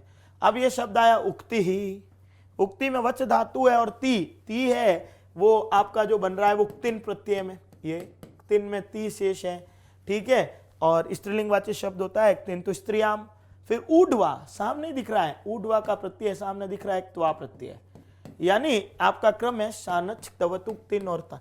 प्रश्न क्रम से पूछा है, उत्तर क्रम से ही होगा। ये दोनों तो हो ही नहीं सकते, क्योंकि आपको सामने स्पष्ट है त्वा में है, एक जगह ही त्वा लगा हुआ है, जबकि चारों पूछ रहे हैं, तीन एक जगह ही है, इसलिए ये दोनों विकल्प तो शुरू से ही गलत हो गए। अब यहां देखते हैं, सानच बिल्कुल है, सानच, पचमान में सानच है। कतवतु, पक्ववान में कतवतु है। कतिन, कतिन है, और कत्वा त्वा, ये है, इसका सही विकल्प है 1 नंबर। दूसरे को भी एक बार अप्लाई करके देखें क्या हो रहा है। सानच है, कतवतु है। अब ये कह रहा है कि ये संबंध नहीं बन रहा, ये 3 नंबर पे यहाँ त्वा है और 3 नंबर पे उक्ति है, तो यदि ये ऊढवा यहां आ जाता ना तब तो ये राइट हो जाता, लेकिन यहां पर वो कह रहा है उक्ति में त्वा है क्या, कि ये गलत, यहां पर ये गलती हो रही है, जबकि ये क्रम आपका सही है, 3 में ती है और त्वा में त्वा। तो ये प्रत्यय आधारित जो और प्रश्न आ रहे हैं, लगातार आपके प्रत्यय, संधि, समास से प्रश्न आपके सामने आते जा रहे हैं। ये अभ्यास का एक सही फॉर्मेट आपके सामने है, इस पत्रिका और उत्कर्ष वालों ने है ऑनलाइन के माध्यम से प्रस्तुत किया है, ठीक है ना। तो ये एकदम सही विषय है अध्ययन और अध्यापन का। अब आ जाइए 41 के बाद में अगला आते हैं 42वां सवाल। विपत्ति पदे कस्मिन लिंगे स्यात्, विपत्ति में कौन सा लिंग है, विपत्ति कौन से लिंग में है। तो पहली बात तो इसको देखने के लिए पहले तो बताओ उपसर्ग कौन सा है, तो सामने ही दिख रहा है कि उपसर्ग भी है। विपत्ति का प्रत्यय बता दीजिए। विपत्ति में प्रत्यय है ती है, और ती प्रत्यय कौन सा है, क्तिन, एक तीन प्रत्यय है, और तीन प्रत्यय हमेशा ही कौन से लिंग में होता है, एकदम स्पष्ट करवा रखा है कि तिंग प्रत्यय का लिंग निश्चित है, स्त्रीलिंग, तिन तो स्त्रियाम। तो विपत्ति में तीन प्रत्यय लगा हुआ है, और इसका प्रत्यय नहीं पूछा, इसका लिंग पूछा है, यानी पहले तो हमको प्रत्यय निकालना पड़ेगा। प्रत्यय तीन है और वो लिंग स्त्रीलिंग है, इसलिए पुल्लिंग नहीं है, और तीन प्रत्यय का लिंग कौन सा होता है, स्त्रीलिंग। इसका सही उत्तर स्त्रीलिंग है, नपुंसकलिंग नहीं है, और ये अव्यय भी नहीं है। इसका मतलब विपत्ति का जो आपका जो है वो स्त्रीलिंगवाची शब्द है, और या तीन प्रत्यय है, ठीक है। तो कई बार ऐसे लिंग आधारित प्रश्न पूछे तो इस प्रकार से हम इसका उत्तर दे सकते हैं। अब आ जाइए अगले प्रश्न के ऊपर। नमाम्य हम नमाम्य हम गुरु को नमस्कार करता हूं। यहां पर रेखांकित पद मैंने रेखांकित कर दिया कि इस रेखांकित पद का प्रत्यय बताइए, संधि बताइए। रेखांकित पद में क्या बताइए, संधि पूछा जा रहा है, तो कहा कि संधि कर दीजिए इसमें, और वैसे भी स्पष्ट ही बन रहा है यहाँ नमामि और अहम। ये देखिए यह आ रहा है, यानी नमामि और अहम, तो यहाँ पर स्वर परे है, तो ई के स्थान पर क्या आदेश हो जाएगा, यह। तो ये क्या बन गया, नमाम्यहम। दीर्घ नहीं है, ठीक है, क्योंकि इको यणची कह रहा है, इको यणची क्या बता रहा है, ई के स्थान पर क्या आदेश कर दीजिए, यह। तो गुण भी नहीं है, एओ अरल नहीं है, वृद्धि भी नहीं है, अयऊ। नमाम्यहम में संधि कौन सी हो गई, यण संधि एकदम सामने दिखाई पड़ रही है, और सूत्र कौन सा हो जाएगा यण का, इको यणची। ये इस रूप से संधि आधारित प्रश्न हुआ। अब आए अगले प्रश्न के ऊपर। दुष्टः खड्गहतः, दुष्ट आदमी खड्गहत इत्यत्र रेखांकित पदे को समास। मैंने फिर रेखांकित कर दिया, दुष्ट खड्गहत, यहां पर रेखांकित पद में कौन सा समास है। तो आपको यदि है वह पढ़ाया है तृतीया तत्पुरुष, तो निश्चित रूप से पढ़ाया गया होगा कि कर्तृकरणे कृता बहुलम। एक सूत्र था ठीक है, वो ये था कि कर्तृकरणे कृता बहुलम, ये सूत्र है। यदि यहां पर मैं ये कहूं कि शब्द यदि कृदंत का है, कोई भी यदि कृदंत है, तो उसमें पूर्व में तृतीया विभक्ति लगेगी और वो भी कर्ता में लगेगी या करण में। अब सबसे पहले देखते हैं, ये कह रहा है खड़ग हतः, हतः, हतः में प्रत्यय कौन सा है? हतः का प्रत्यय त है। कौन सा प्रत्यय है? त। तो एक त प्रत्यय हो गया, यानी त प्रत्यय का अर्थ है ये कृदंत है। त प्रत्यय का अर्थ ये क्या है? कृदंत है। जैसे ही कृदंत आएगा तो पूर्व पद कौन सी विभक्ति में जाएगा? तृतीया में। तो चूंकि ये तृतीया में जा रहा है, अब मैं इसका विग्रह करूंगा ना, तो इसका विग्रह क्या होगा? खड़गेन हतः, ये इसका विग्रह हो गया। ये हतः शब्द कृदंत का है, हतः शब्द कृदंत का है, इसलिए यहाँ पर पूर्व पद कौन सी विभक्ति में चला गया? तृतीया में। और जो कि पूर्व पद तृतीया में गया, इसलिए इसका समास हो गया तृतीया तत्पुरुष समास। तो सीधा सा अर्थ क्या हो गया कि यहाँ पर कर्तृकरणे कृता बहुलम सूत्र की प्रवृत्ति लग रही है, और वो ये कह रहा है कि कृदंत उत्तर पद में है तो पूर्व पद को कौन सी विभक्ति में डालिए? तृतीया में। और जब तृतीया में जाएगा तो समास का नाम है तृतीया तत्पुरुष समास। तो ये सूत्र आधारित प्रश्न है। हालांकि इस तरीके के प्रश्न बहुत कम सीमा में आते हैं, लेकिन फिर भी पढ़ लिया जाए तो हमारे लिए अच्छा रहेगा। ठीक है, तो ये 44वां आपका सवाल था। अब आ जाते हैं, अहिंसा परमो धर्मः। अहिंसा परम धर्म है, प्रमुख सिद्धांत है ये तो भारतीय संस्कृति का। तो ये पूछ रहा अहिंसा में है वह समास बताओ, अभी पीछे भी आ रखा था। अहिंसा में समास क्या निषेध कर रहा है? नय तत्पुरुष है। न हिंसा बराबर अहिंसा, द्वंद्व है? नहीं है, क्योंकि चार थे द्वंद्व। नय तत्पुरुष बिल्कुल है, क्योंकि ये निषेध कर रहा है। और इसका विग्रह क्या होगा? न हिंसा बराबर अहिंसा, जहां कोई हिंसा नहीं वो अहिंसा है, इसलिए नए तत्पुरुष है। द्विगु में पूर्व पद संख्यावाची है, कर्मधारय है, विशेषण और विशेष्य के रूप में होता है, इसलिए अहिंसा पद का मौलिक समास है वो आपका नए तत्पुरुष है। मान लीजिए ये नहीं दे रखा है और कोरा तत्पुरुष दे रखा है, तो इसका उत्तर तत्पुरुष भी होगा, क्योंकि नए भी तत्पुरुष का ही होता है। अब आ जाइए अगले प्रश्न के ऊपर। चराचरम इदम जगत, ये जगत चराचर है। चरम च अचरम च, यहां पर रेखांकित पद मैंने कर दिया चराचर में रेखांकित पद। पहले तो संधि देखिए कौन सी हुई, चराचर में आ की ध्वनि आ रही है, चर और अचर, दीर्घ संधि। अब वो वैसे ही भी बोल दिया चर और अचर, और के अर्थ में, च के अर्थ में, चरम च अचरम च, ये समास पूछ रहा है। तो अव्ययभाव नहीं है। क्यों नहीं है? क्योंकि अव्ययभाव में पूर्व पद है, हमेशा ही क्या होता है? अव्यय, वो नहीं है। तत्पुरुष नहीं है। द्वंद्व, द्वंद्व समास च के अर्थ में होता है, और इसका विग्रह है चरम च, और ये समाहार द्वंद्व है भैया। चरम च अचरम च अनयोः समाहारः, चर और अचर, ये कौन सा समास है आपका? द्वंद्व। चर और अचर इनका समूह, ये द्वंद्व है, और द्वंद्व में भी भेद किसका है? समाहार द्वंद्व का।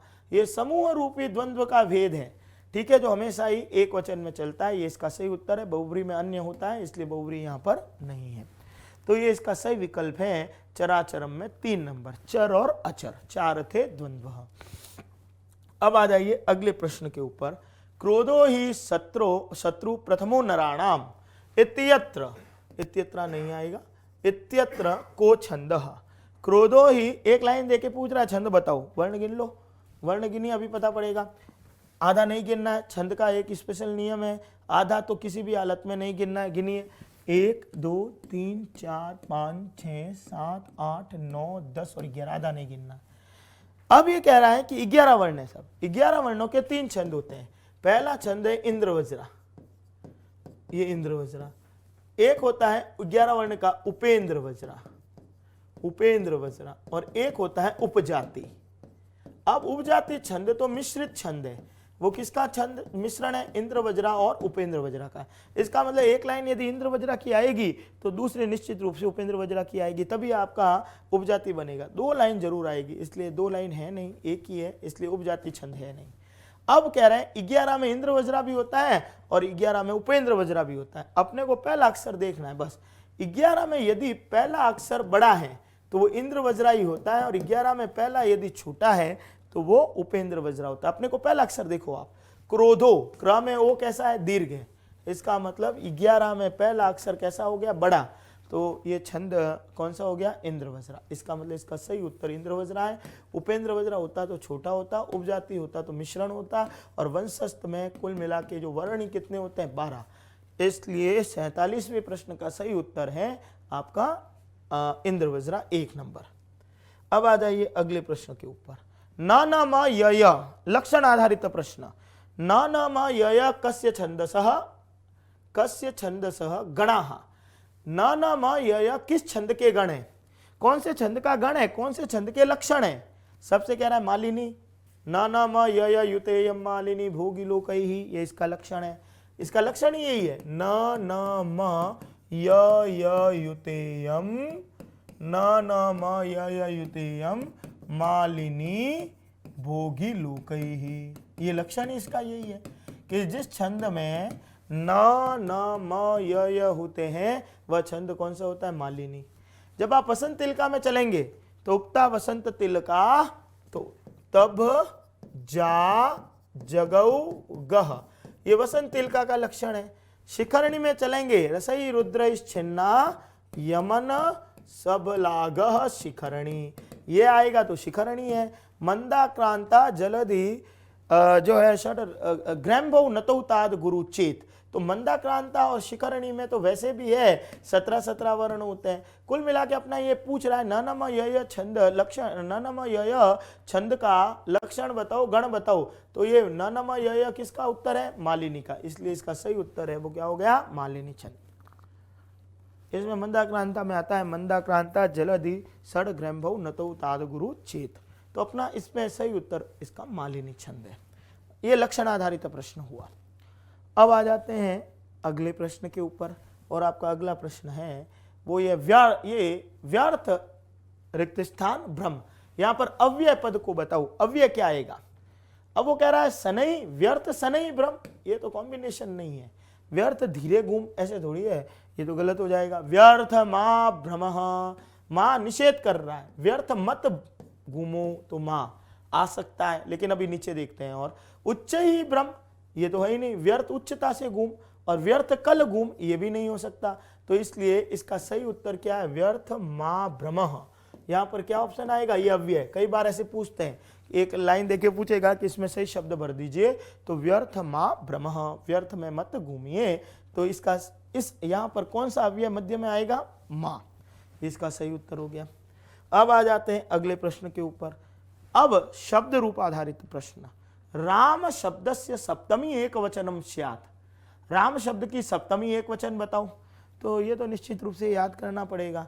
रामे, यही है सप्तमी एक वचन है वह रामे। राम का सप्तमी एक वचन क्या बनता है? रामे बनता है। रामे रामयो क्या बनेगा? षष्ठी और सप्तमी द्विवचन। रामस्य रामयोहो रामाणाम, और रामे रामयोहो रामेषु, ये षष्ठी और सप्तमी बनता है। रामाय ये बनता है चतुर्थी एक वचन, और रामाणाम जो बनता है रामस्य रामयोहो रामाणाम, ये बनता है षष्ठी बहुवचन। अब अपना सवाल क्या है वो देखिए, वो कह रहा है राम शब्द का सप्तमी एक वचन बताओ। तो सप्तमी एक वचन राम का क्या हो गया? रामे, ये इसका सही उत्तर है।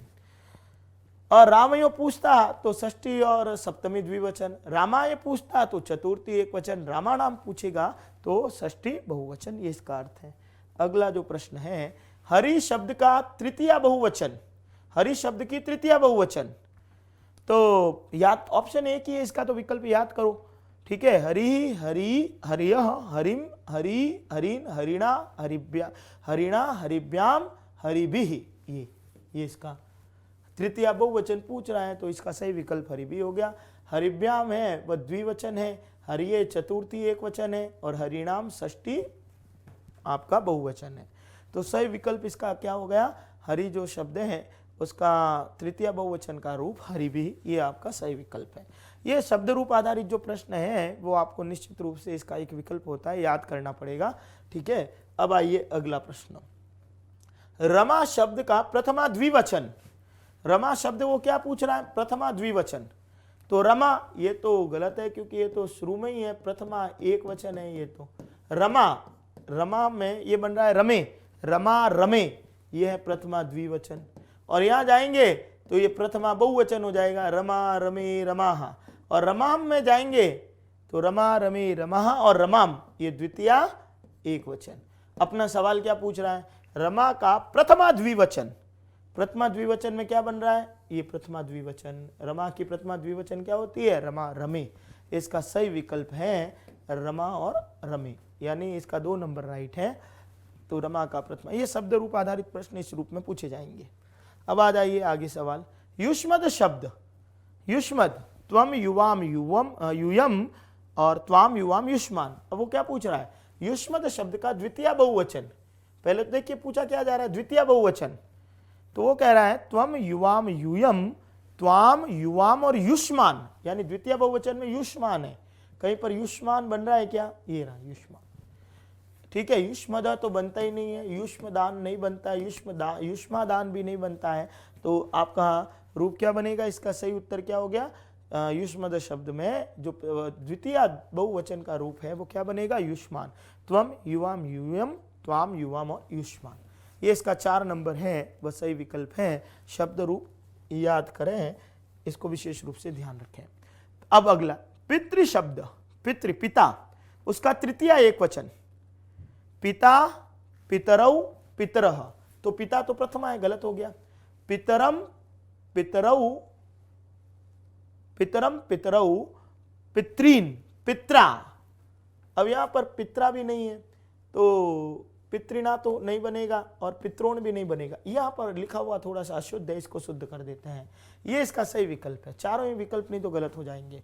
पिता तो देखिए इसका, अब यदि मैंने पित्रा लिख दिया तो इसका सही विकल्प क्या हो जाएगा, 3 नंबर, पिता पितरौ पितरः पितरम पितरौ पितृन पित्रा। तो तृतीय एक वचन में क्या रूप बनेगा, पित्रा। इसको थोड़ा सा शुद्ध कर दीजिएगा, यहाँ पर ये जो शब्द है वो पित्रा है, इसलिए इसका सही जो विकल्प है, यानी यहाँ पर तृतीय में आपका रूप क्या बनेगा, पित्रा रूप बनेगा, नहीं तो चारों ही विकल्प शुद्ध हो जाएंगे। तो यहाँ पर ये है वो आपका सही विकल्प है, वो 2 नंबर राइट हो गया, पित्रा शब्द है। अगला प्रश्न, गम धातो हो लट लकारे उत्तम पुरुष बहुवचनम रूपमस्ति। प्रश्न किया जा रहा है कि गम जो धातु है उसका लट लकार, लट यानी वर्तमान काल, लट का अर्थ वर्तमान काल, और उस वर्तमान काल में उत्तम पुरुष बहुवचन पूछ रहा है। अब विकल्प आ जाए तो इसमें सबसे पहला विकल्प है गच्छावह। तो गच्छति गच्छतः गच्छन्ति, गच्छसि गच्छतः गच्छत, गच्छामि गच्छावह, ये मध्यम पुरुष है, इसलिए इसका पहला विकल्प ये गलत हो गया। जबकि पूछा जा रहा है आपको बहुवचन, तो ये तो द्विवचन का रूप है, ये गलत। यदि हम चौथे विकल्प पे चले तो गच्छामि, ये है लट लकार, लेकिन ये उत्तम पुरुष एक वचन है, इसलिए ये भी विकल्प आपका गलत है। अब 2 विकल्प बचे आपके सामने, पहला गच्छाम और दूसरा गच्छामा। इन दोनों में जो अंतर है वो विसर्ग मात्र का अंतर है। तो गच्छामा रूप बनता है लेकिन वो बनेगा लोट लकार में, और ये विसर्ग वाला जो रूप है वो लट लकार में है। गच्छति गच्छतः गच्छन्ति, गच्छसि गच्छतः गच्छत, गच्छामि गच्छावह और गच्छामः। यानी यदि प्रश्न ये लट लकार उत्तम पुरुष बहुवचन है तो इसका सही जो आपका उत्तर है वो 3 नंबर पे चलेंगे, गच्छामः। और ये जब है लोट लकार का प्रश्न आएगा तब वहां पर ये उत्तर बनेगा। और अगला प्रश्न ले लिया, संस्कृत भाषा में उपसर्ग कितने होते हैं। निश्चित है, बार बार पढ़ाते भी हैं सब, 21 नहीं होते। संस्कृत भाषा में उपसर्ग कितने होते हैं, 22 हैं, 23 नहीं है, 24 नहीं या 20 नहीं है, इसलिए इसका सही विकल्प आपका क्या हो गया, संस्कृत भाषा में उपसर्ग है आपके 22। अगला प्रश्न, अभिगमनम शब्दे उपसर्गा अस्ति। वो कह रहा है अभिगमनम जो शब्द है इसका उपसर्ग बताइए। उपसर्ग का क्रिया योग है, क्रिया के योग में आता है, तो अभी है बिल्कुल इसका। तो अभी ये भी तो अभी है, लेकिन इसमें और इसमें फर्क ये है कि ये ह्रस्व है और ये दीर्घ है, तो दीर्घ तो उपसर्ग होता ही नहीं है, तो ये पहला ऑप्शन गलत। अपी भी गलत क्योंकि वहां अपी है नहीं, और तीसरा ये अभी, ये सीधा सा है, उपसर्ग अभी दिख रहा है और अब उपसर्ग होता नहीं है, इसलिए इसका सीधा सा विकल्प 3 नंबर अभी उपसर्ग। तो अभिगमनम का उपसर्ग आपके अभी हो गया। यदि प्रत्यय पूछ लिया तो गमनम में जो अनम में प्रत्यय कौन सा हो जाएगा, ल्युट प्रत्यय। तो इसका जो संबंध है अभी प्लस ल्युट बराबर अभिगमनम, ऐसे रूप बनता है। अब आ जाते हैं अगले प्रश्न के ऊपर, और आपका अगला प्रश्न है परा भवति शब्दे उपसर्गः। परा जो भवती है इसमें आप उपसर्ग बता दीजिए। एकदम स्पष्ट है, परा भवती का उपसर्ग परा है, तो पर उपसर्ग होता नहीं, परा दिखाई पड़ रहा है, प्र नहीं है और प्रा भी नहीं है, इसलिए परा भवती जो शब्द है इसमें आपका निश्चित रूप से आपका उपसर्ग कौन सा हो गया, परा। ये इसका सही विकल्प है 2 नंबर। तो परा भवती में आपका उपसर्ग परा है। मान लो आपसे ये पूछ लें भवती का लकार बता दो, तो भवती का जो लकार है वो लट लकार है, भू धातु है, प्रथम पुरुष एक वचन, ये है वह परा भवती में है, आपका इस रूप में चलेगा। अपना प्रश्न था उपसर्ग का, तो आपने उपसर्ग बता दिया।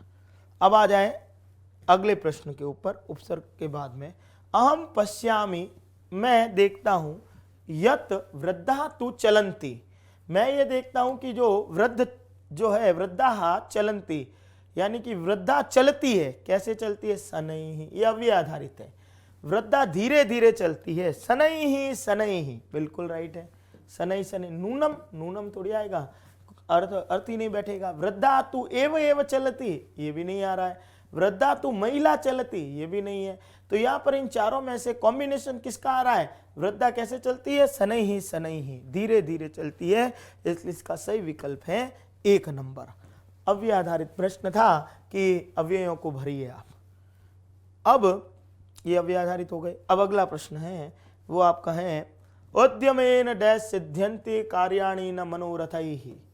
अब सूक्ति आधारित है जिसमें अव्यय भरी, ये तो एक श्लोक है पूरा। उद्यमेन ही सिद्ध्यन्ति कार्याणि न मनोरथैः, न ही सुप्तस्य सिंहस्य प्रविशन्ति मुखे मृगाः। सोए हुए जो है वह शेर के मुंह में कभी भी मृगाः न जो है वह उसका शिकार नहीं आता। शिकार के लिए उसको भी क्या करना पड़ता है, प्रयत्न। सफलता के लिए छात्रों को निश्चित रूप से क्या करना पड़ेगा, उद्यम।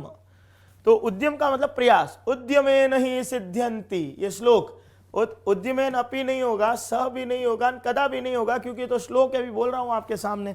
उद्यमेन ही सिद्ध्यन्ति कार्याणि न मनोरथैः, उद्यम से ही मनुष्य के कार्य सिद्ध होते हैं, क्योंकि सोए हुए शेर के मुंह में कभी भी शिकार नहीं आता। तो छात्रों, आप लोगों के लिए कि आपको भी निश्चित रूप से संस्कृत विषय को समझने के लिए थोड़ा सा क्या करना पड़ेगा, उद्यम करना पड़ेगा, परिश्रम करना पड़ेगा। तो इसका सही विकल्प क्या होगा, ही, उद्यमेन ही सिद्ध्यन्ति। अब आ जाइए अगला प्रश्न, और वो है आपका चिन्मयम। चिन्मयम इत्यत्र विहितस्य संदेह किम नाम किम विद्यते। चिन्मयम में संधि बताइए। संधि आधारित प्रश्न है, कोई इसमें विशेष नहीं है। चिन्मय में 2 अनुनासिक दिखाई पड़ रहे हैं, और जहां 2 अनुनासिक होता है वहां पर संधि, अनुनासिक संधि होती है जो हल संधि का भाग है। ष्टुत्व संधि इसमें नहीं है, क्योंकि ष्टुत्व में ष्टुनाष्टु से स और टवर्ग दिखते हैं। ये अनुनासिक संधि आ गई, ये अनुनासिक संधि। चिन्मयम में कौन सी संधि होती है, अनुनासिक संधि होती है, चित्त प्लस मयम। यहां पर सूत्र लगता है यरोनुनासिके अनुनासिको वा। अच्छा, यहां पर प्रत्यय है इसलिए वार्तिक लगेगा, प्रत्यय भाषायाम नित्यम। वो कह रहा है कि अनुनासिक प्रत्यय परे है, तो जो अनुनासिक प्रत्यय परे है तो पूर्व जो वर्ण पड़ा है उसको भी अनुनासिक में बदल दो। तो त को आपने अनुनासिक में बदल दिया तो ये भी अनुनासिक, ये भी अनुनासिक, तो 2 अनुनासिक आते ही वहां संधि कौन सी हो जाएगी, अनुनासिक संधि। तो इसका सही विकल्प है 2 नंबर। इष्टुत्व इसलिए नहीं हो सकता क्योंकि वहां पर श और च वर्ग बनता है, और चत्व में, चरत्व संधि में चर वर्ग का पहला अक्षर दिखेगा। तो यहां पर चिन्मयम में 2 अनुनासिक होने के कारण आपका सही विकल्प है अनुनासिक संधि। संधि आधारित प्रश्न को बीच में लेके आए। अब आइए अगला प्रश्न के ऊपर। उपेंद्र इति उदाहरणम अस्ति। उपेंद्र पद का जो कौन सी संधि का उदाहरण है, ये देखिए उपेंद्र में किसकी ध्वनि आ रही है, ए की। ठीक है, तो उपेंद्र में ए दीर्घ है क्या, नहीं है। दीर्घ में आयुरी। यण है क्या, यण भी नहीं है। यवर गुण, गुण में जो ए ओ बनते हैं, तो यहाँ पर आपके उपेंद्र किसका उदाहरण हो गया, गुण संधि का, पूर्व रूप भी नहीं है। इसलिए इसका सही विकल्प है उपेंद्र शब्द गुण संधि का है, और इसका सूत्र होता है आद्गुणः। तो ये आपका सही उत्तर हो गया। अब आ जाइए अगले प्रश्न के ऊपर। ये समास आधारित प्रश्न पढ़ाते समय निश्चित रूप से ये भी बताया गया होगा कि भूतपूर्व में समास कितने, लघु सिद्धांत है उसमें 5 प्रकार के समास माने हैं। सामान्य 4 तो माना ही है, अव्ययीभाव, तत्पुरुष, बहुब्री और द्वंद्व। इसके अतिरिक्त एक समास जो माना है वो है केवल समास। और केवल समास का वह एक उदाहरण दिया है, भूतपूर्व सह सुपा उसका सूत्र था। तो वो पूछ रहा है भूतपूर्व में समास बताइए, वो कौन सा समास है? केवल समास। ये लघु सिद्धांत के आधार पर प्रश्न बनाया गया कि भूतपूर्व का जो समास है वो कौन सा होता है? केवल। द्विगु नहीं है, द्वंद्व नहीं है, बहुब्री नहीं है, एक निश्चित जो है वह शब्द है, उसके लिए निश्चित समास केवल समास। और इसका सूत्र यदि आपको पूछा जाए तो आपको ये उत्तर ध्यान रखना है, सह सुपा। ये इसका है आपका सूत्र है। इसको आप नोट कर सकते हैं सूत्र को कि इसका सूत्र है सह सुपा और इसमें समास है आपका केवल समास। अब आइए अगले प्रश्न के ऊपर। फिर समास आधारित प्रश्न, प्रत्यर्थम। संधि तो यह दिखाई पड़ रही है लेकिन संधि का प्रश्न ही नहीं है। वो पूछ रहा है प्रत्यर्थम में समास बताओ। प्रत्यर्थम में प्रथम पद प्रति है जो अव्यय है, और अर्थम, प्रत्यर्थम ये प्रथम अव्यय हो गया और ये नपुंसकलिंग है। पूर्व पद प्रधान, पूर्व पद अव्यय और नपुंसकलिंग। वो समास कौन सा होता है? आपके अव्ययी भाव। कर्मधारय नहीं है क्योंकि विशेषण विशेष्य होना चाहिए, नहीं है। अव्ययी भाव है, क्यों? क्योंकि यहाँ प्रथम पद प्रति अव्यय है और वो नपुंसकलिंग है। प्रत्यर्थम, अर्थम, अर्थम, प्रति बराबर प्रत्यर्थम। तत्पुरुष नहीं है और बहुब्री भी, बहुब्री में अन्य पद होता है जो यहाँ पर आपको दिखाई नहीं पड़ रहा। तो यहाँ पर आपका समास प्रत्यर्थम में कौन सा हो गया? आपका जो समास है वो अव्ययी भाव है। तो ये आपका प्रत्यर्थम जो पद, उसमें अव्ययी भाव समास, समास आधारित प्रश्न था।